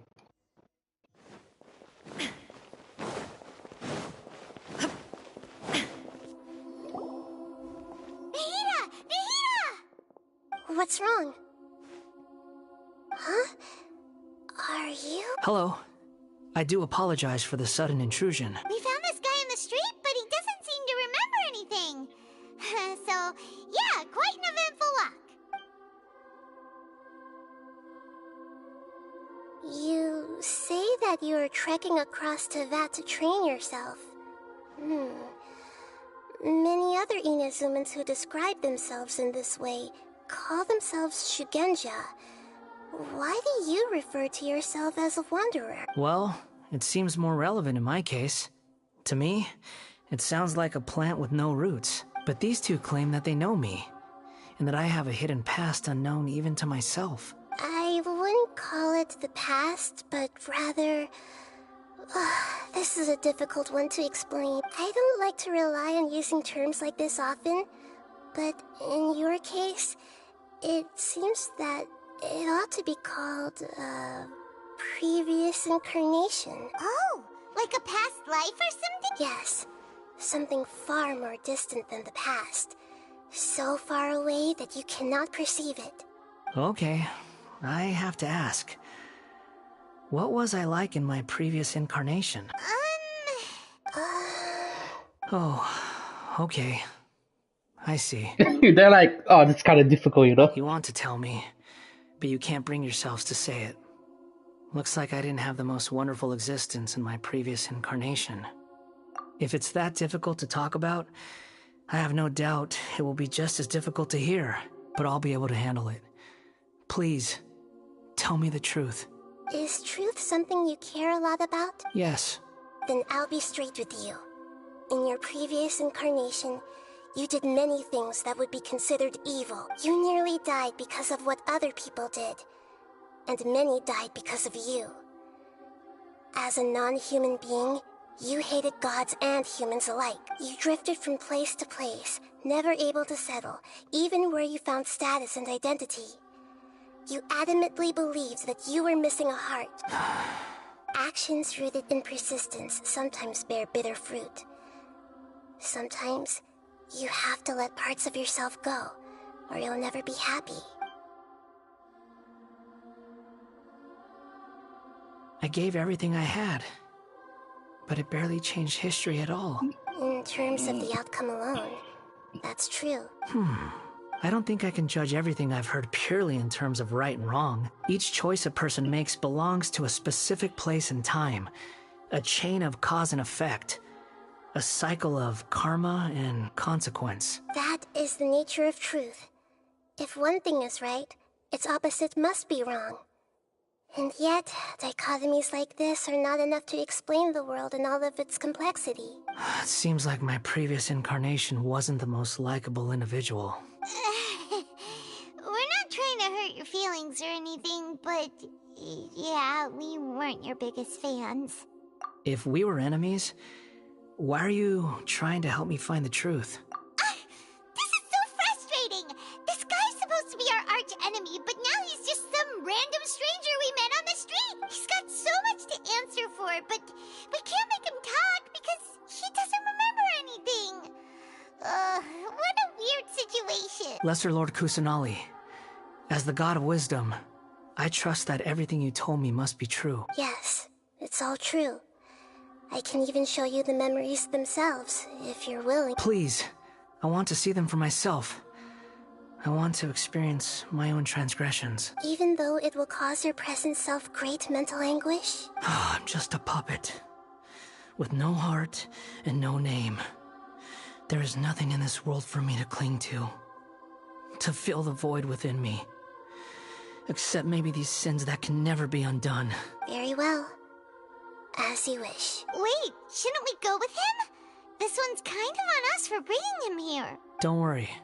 Whatever danger I might face, it's my burden to bear. Traveler, could I ask you to supervise him on my behalf?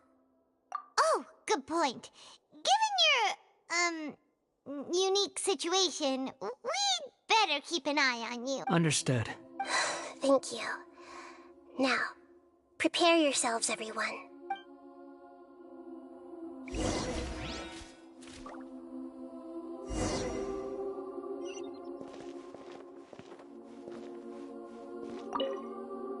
No matter what lies ahead, I'll face it. Whatever it takes. I'm just sorry that you have to join me for the whole thing.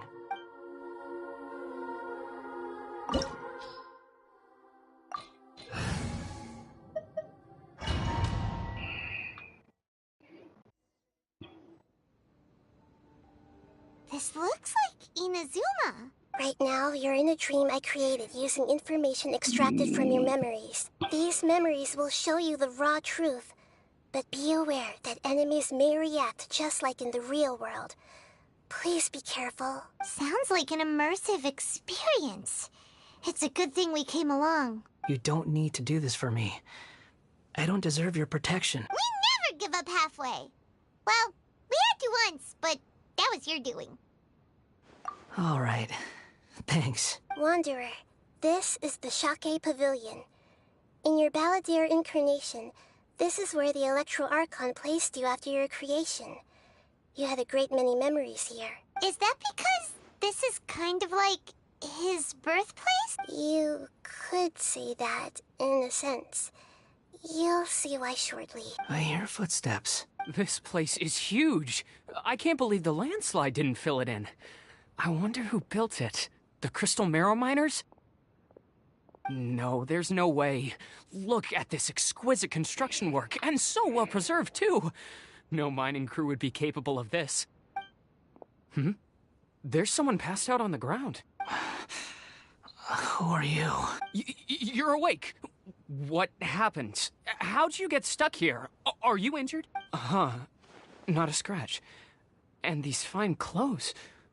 Who are you? This man is Katsuragi, deputy to Torichio's adopted son, Mikoshi Nagamasa. He found the Balladeer in Shake Pavilion and took him back to Tatarasuna. And the rest is history. Well, it used to be. In the original version of events, Katsuragi was ultimately killed by Nagamasa. Let me get you out of here. Our people are nearby. Hang in there. During the Tatarasuna incident, Niwa was murdered by the doctor disguised as a mechanic. The Balladeer, then known as the Kabukimono, disappeared not long after. As the second-in-command at Tatarasuna, responsibility for what had happened fell to Mikoshi Nagamasa. But Katsuragi had sworn lifelong loyalty to Nagamasa after the latter had once saved his life. At Katsuragi's insistence, Nagamasa killed him to put an end to the Tatarasuna incident. Katsuragi seems like he was a good guy. He looks like a warrior, but he has a kind face. Why couldn't he live a long and happy life? Nagamasa, I found this young guy in a cave sealed off by a landslide. He doesn't remember his name. Well, we need to call you something. I hear the workers are calling you the Kabukimono. That's fine with me. Katsuragi, report to Niwa. Tell him we have someone new joining us. Huh? What are we doing back here? Whoa, this is where you were born? It's pretty. But There's nobody here. I was abandoned, like you. I lived here for a while at first, but there's nothing for us here. We can't stay. Okay. I heard my mom and dad used to make swords, but the factory manager died, and then my dad got sick. He kept coughing all the time, just like me. Then Mom started coughing too. But you can't. You promised me. Yup, we're family now. We're gonna be together forever and ever. This child didn't have a name. Or rather, the balladeer didn't know what to call him. His father died before he could name him. After his mother died, the child stayed in their straw hut alone. Some of the neighbors helped to raise him. After leaving Tatarasuna, the balladeer ran into this child who didn't have a name, just like him. They made a promise to live together. What happened to the child then? He died from his illness while he was still very young. The balladeer came home one day and found that he had stopped breathing. Hey! What's wrong? Say something! You promised me we could be family! You're no different from Niwa and all the others. You betrayed me too. You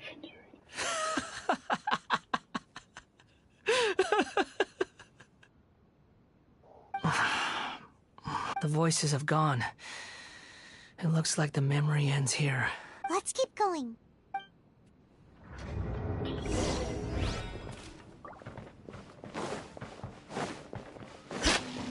Oh, almost cut by that, I guess.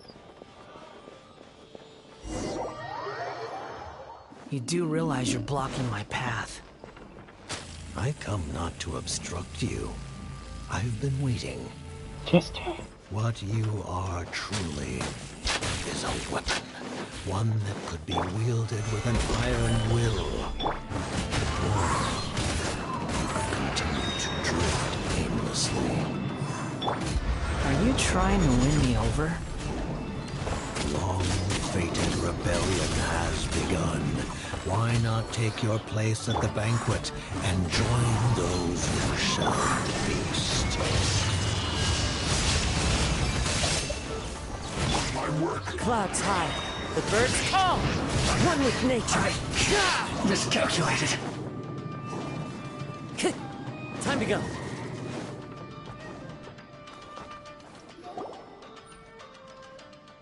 This place is dark. Paimon knows this place.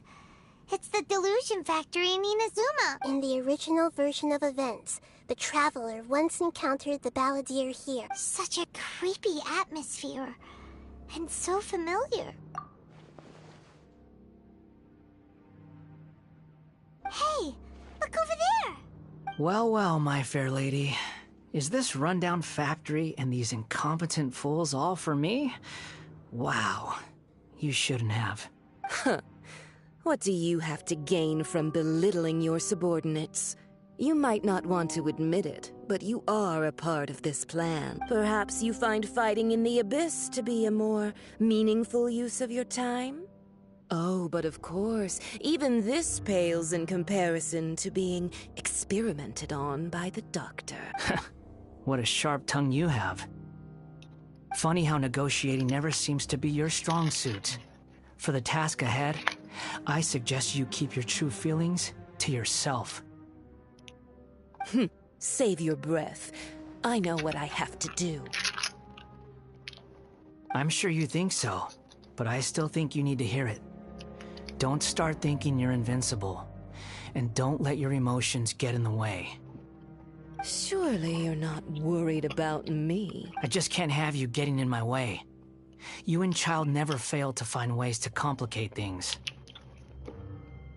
I'm merely lighting a little fire in this chaotic nation.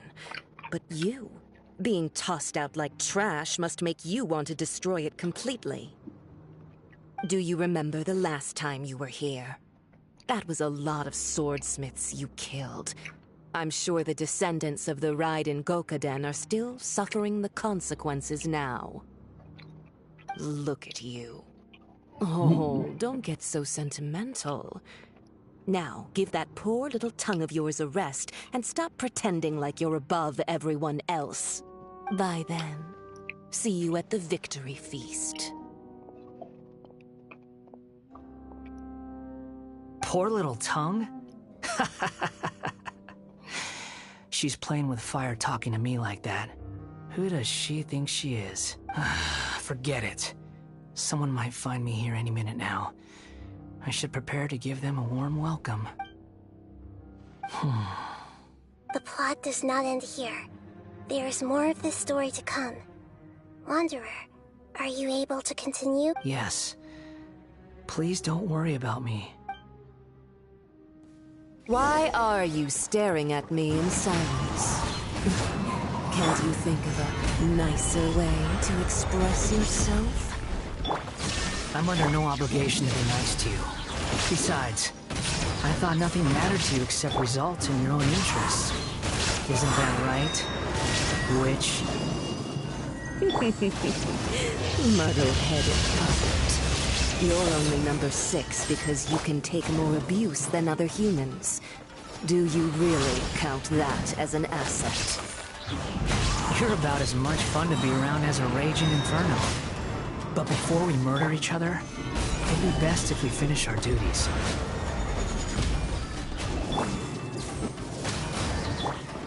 The wind knows me. Just once more.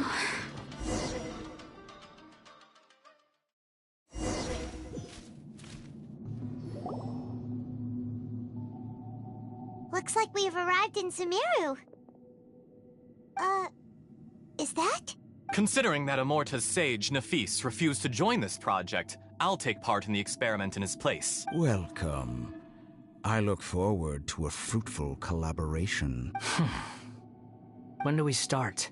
You seem impatient. You should know that becoming a god is far from a trivial affair. The biological transformation is a lengthy process. As such, I too would recommend that we commence as soon as possible.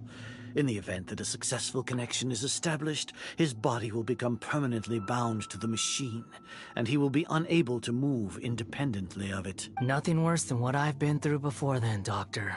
You were the most resilient test subject I ever came across. Thanks to you, I was able to garner a great deal of information. Alas, after that, you were under orders to remain in the abyss. We barely saw each other, and it became difficult to further refine the knowledge I had gained. That was gracefully worded. Ever wonder what they think if they knew that nothing matters to you, apart from your crazy experiments? I suggest you speak to me in a more respectful tone, Scaramouche. The mere fact of your utility does not make you indestructible. The doctor again? That was uncomfortable to watch. That person gives off a very sinister energy. It's normal for him to give you the creeps. He scares the bejeebers out of Paimon. Let's move on.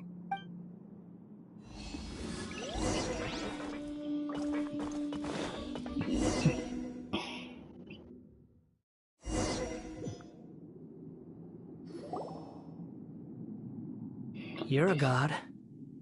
Do you think I'm evil? If you accept that he is you, just as you are you, then yes, you are evil. In your eyes, are there any differences between humans and puppets? Do you think there are any differences between your present self and your previous and future incarnations?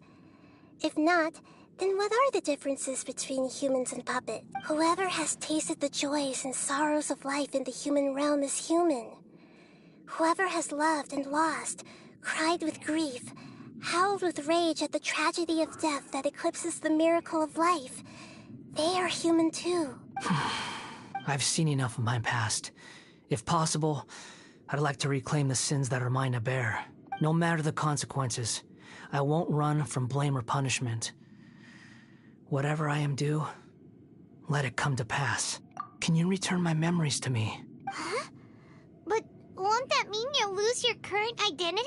I've always believed that human lives follow a set of rules, with each person being a collection of past experiences. As a puppet living in a human world, my life is subject to the same rules. Regaining your memories means reverting completely to your previous incarnation. All the emotions that you discarded will return to you. Are you sure you want to do this? I've lived with a void in my chest my whole life. My creator didn't need me. And ever since I awoke, I've just drifted from one place to the next. But then I met you. And I finally realized that reclaiming my missing sins might be my one opportunity to become my true self.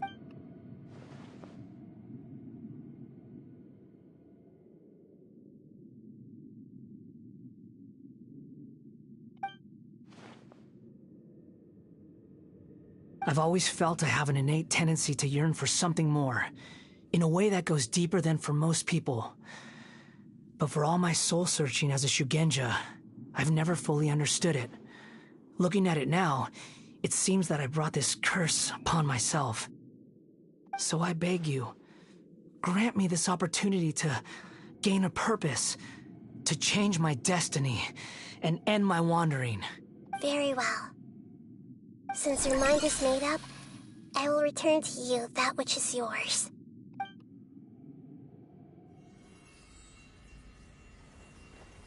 You have made your decision. Now, take this.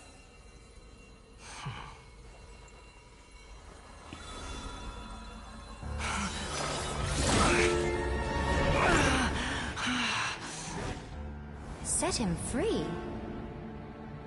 A puppet? What's he doing here?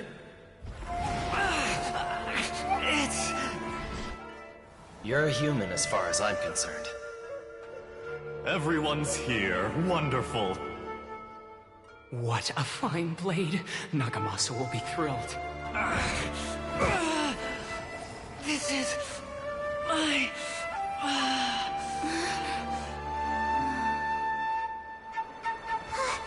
Is he alright? No way.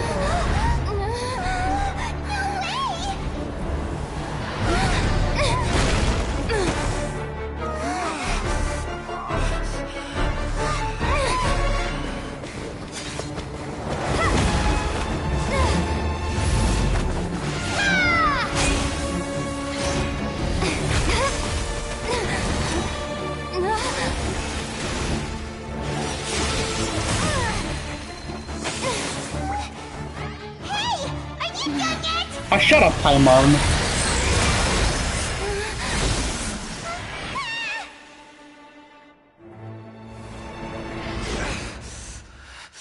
All worthless dross will be purged. That's why this won't be the end.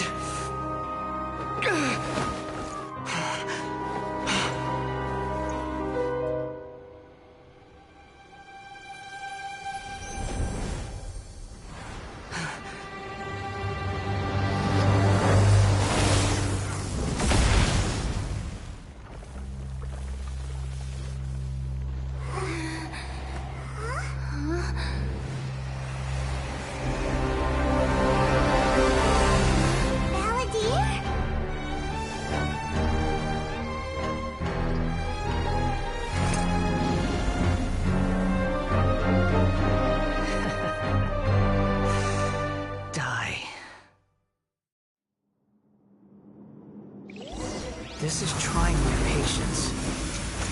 Have you got all your memories back now? Have you got any more stupid questions? Insignificant past! Too slow.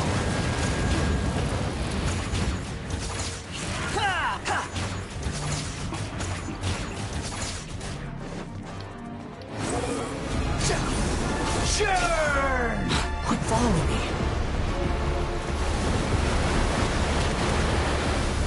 The wind rises.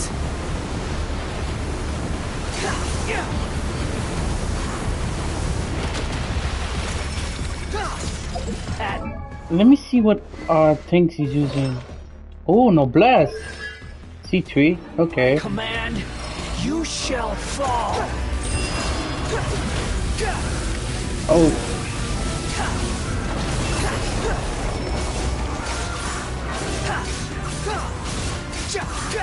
Feeble human! Behold! Oh damn, it kinda touched me a little bit. Know your place! Oh! Endless cycle! Begin! Nothing worth mentioning. Swarm Fury! Oh, I can fly higher, okay. Ah, damn, my HP's oh wait, he's healing stuff? Ooh. Well, maybe. Oh, yeah, he is. That's far enough. The wind rises.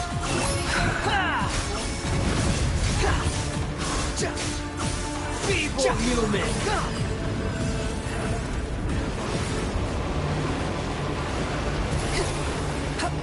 Behold.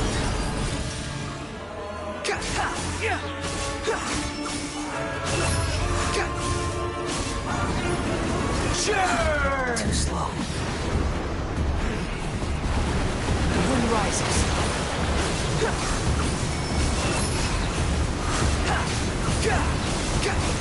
Bow your head. Insignificant pest. Imbecile! Get out of my sight. It disappeared. Did we win? What did you expect? I'd never lose to that. There's the tone of voice again. You're definitely back to your old self. Wait, but it was you inside that thing too. What have you got to be smug about? Sorry. I'm harsh on myself and everyone else. Just the way I am. You sound like you're concerned about me, but don't worry. Thanks to you, even if I didn't change a thing, at least I now know the truth. The memory recovery seems to have been a success. This dream has served its purpose. Come on. Let's continue this outside.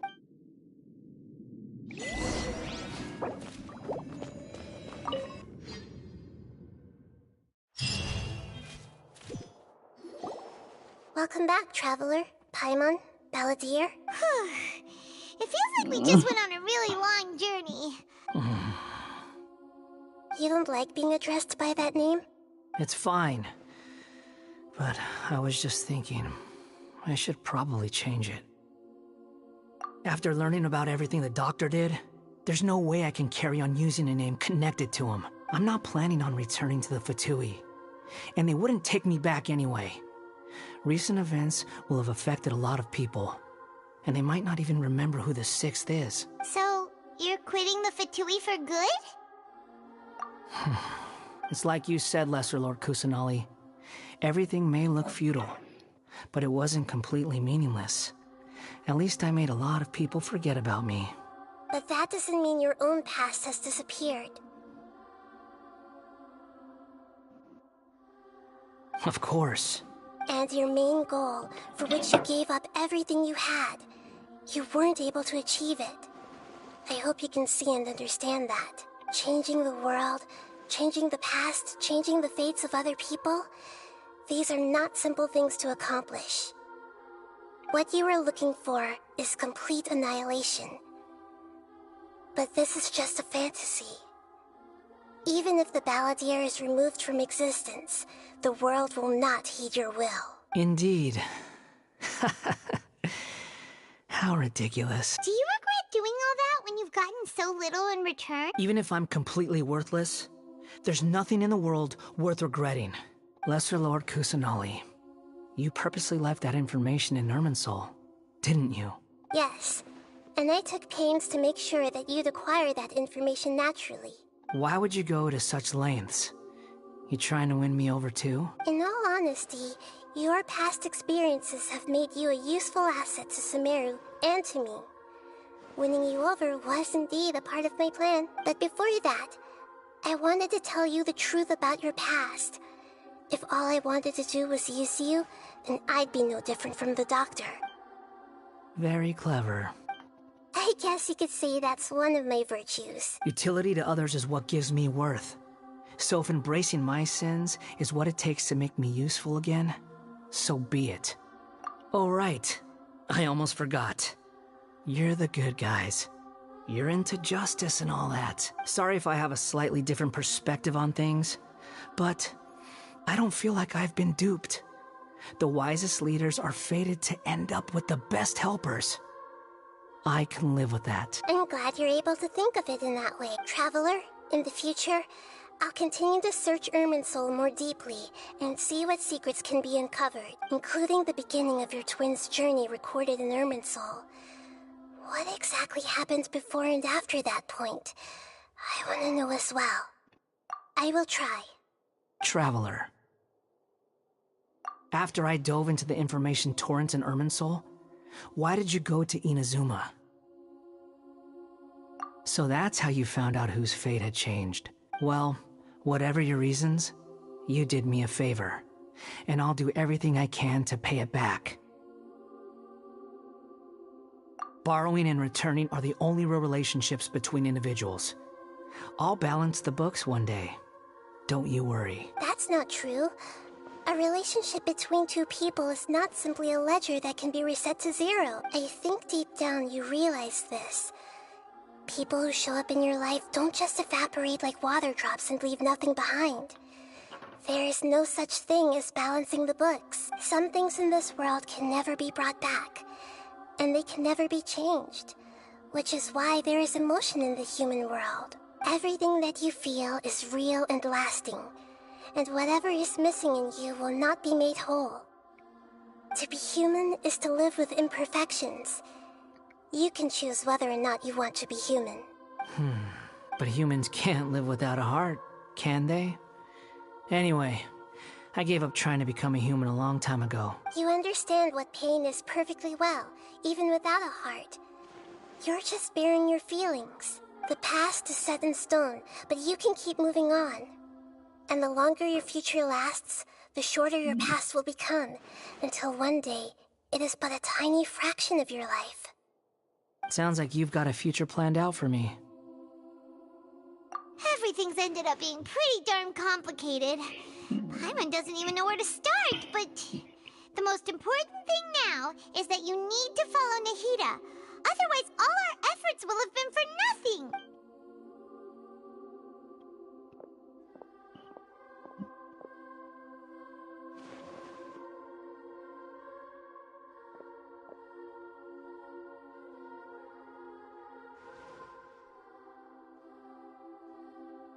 Then I guess I'll be helping you from behind the scenes from now on.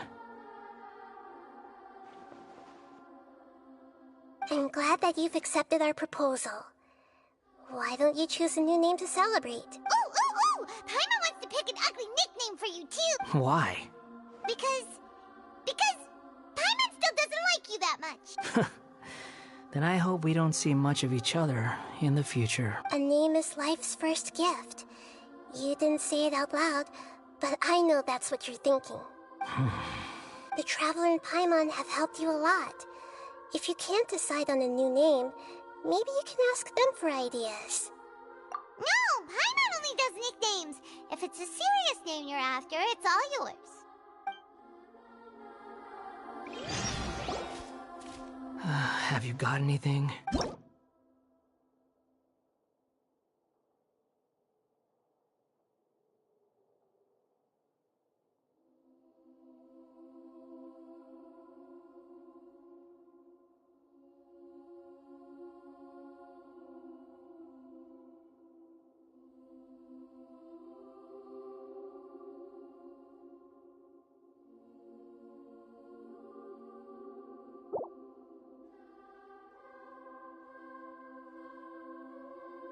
I got something, but I hope it reminds me of him. That's why.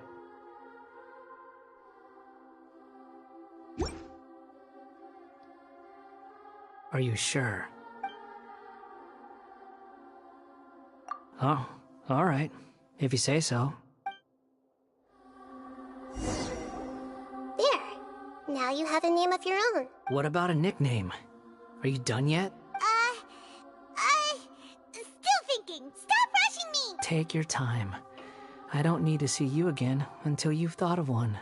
Everyone who manipulated me and made me suffer will have to pay the price. You mean the Fatui? The doctor, at least. Now that your stance has changed, I believe your future path will change accordingly. But it won't be immediate. You still need some time to compose yourself.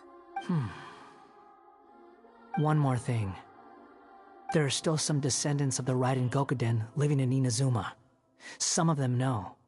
Well, they ought to know about the connection between Raiden Gokuden and myself. I don't plan to leave Sumeru for the time being. If you see them in Inazuma, please tell them that I was the one responsible for the Raiden Gokuden's downfall. Even though the events have been erased from the world, they still deserve to know the truth. I see. That is up to you.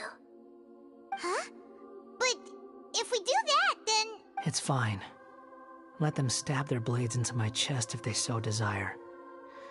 Maybe that's how it always should have been.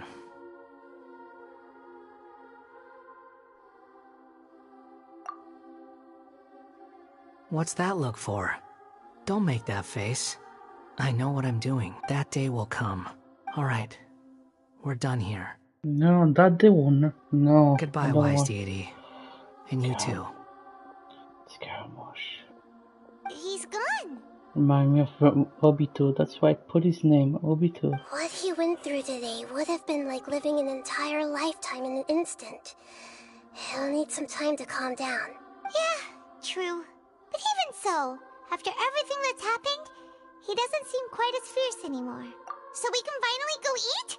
Paimon is starving. Thank you both. I hope you will find somewhere nice to go and relax for a while.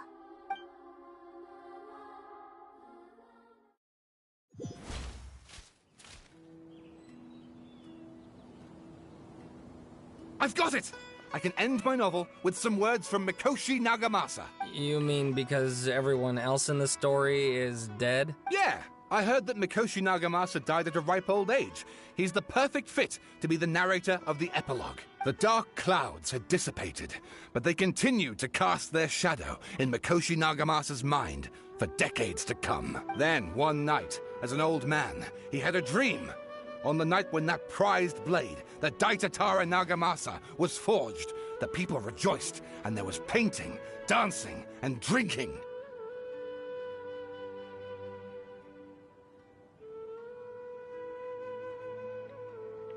All these expressions of joy melted down in the furnace fire and turned into red clouds that rallied around the final sunrise that Mikoshi Nagamasa saw in his lifetime. Sorry guys, let me just check something.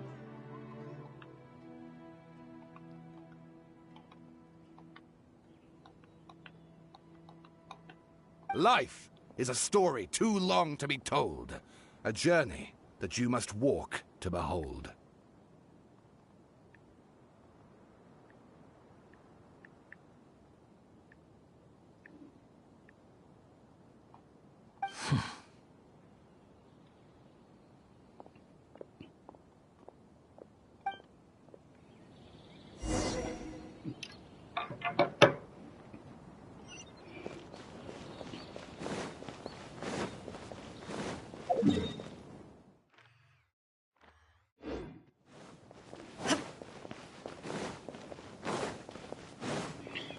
Scaramouche don't deserve.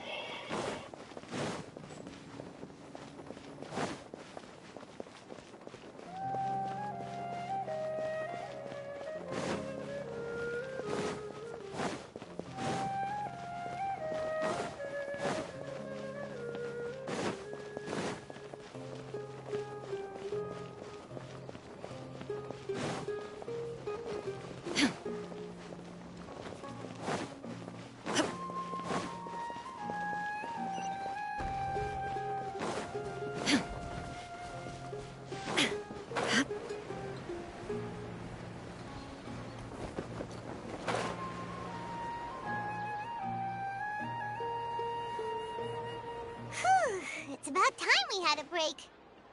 As soon as you stop, all the tiredness and hunger comes rushing back. Wow, great! Huh? Look at that vase. Did someone break it while they were cleaning the room or something? But Paimon doesn't remember there being a cleaner.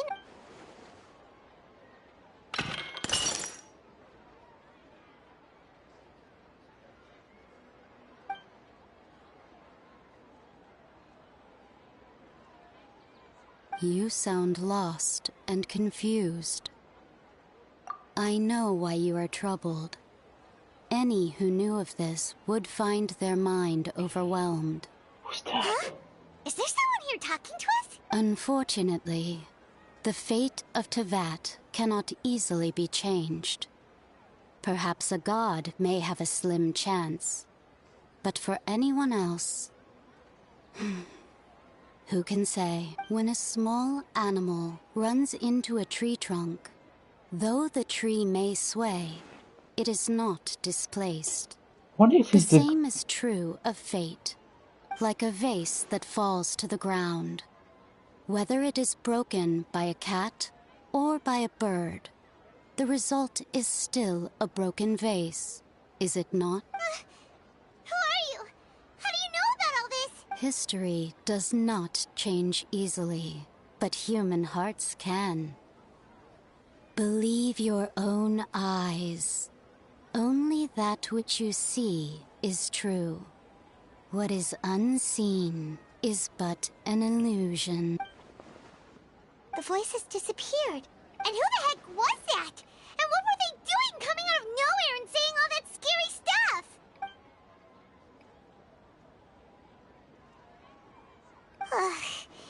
Anyway, that face is still lying there broken on the ground.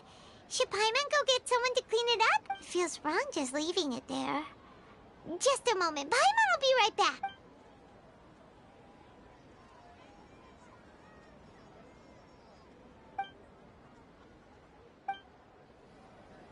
I feel like this is gonna might be the front in Archon.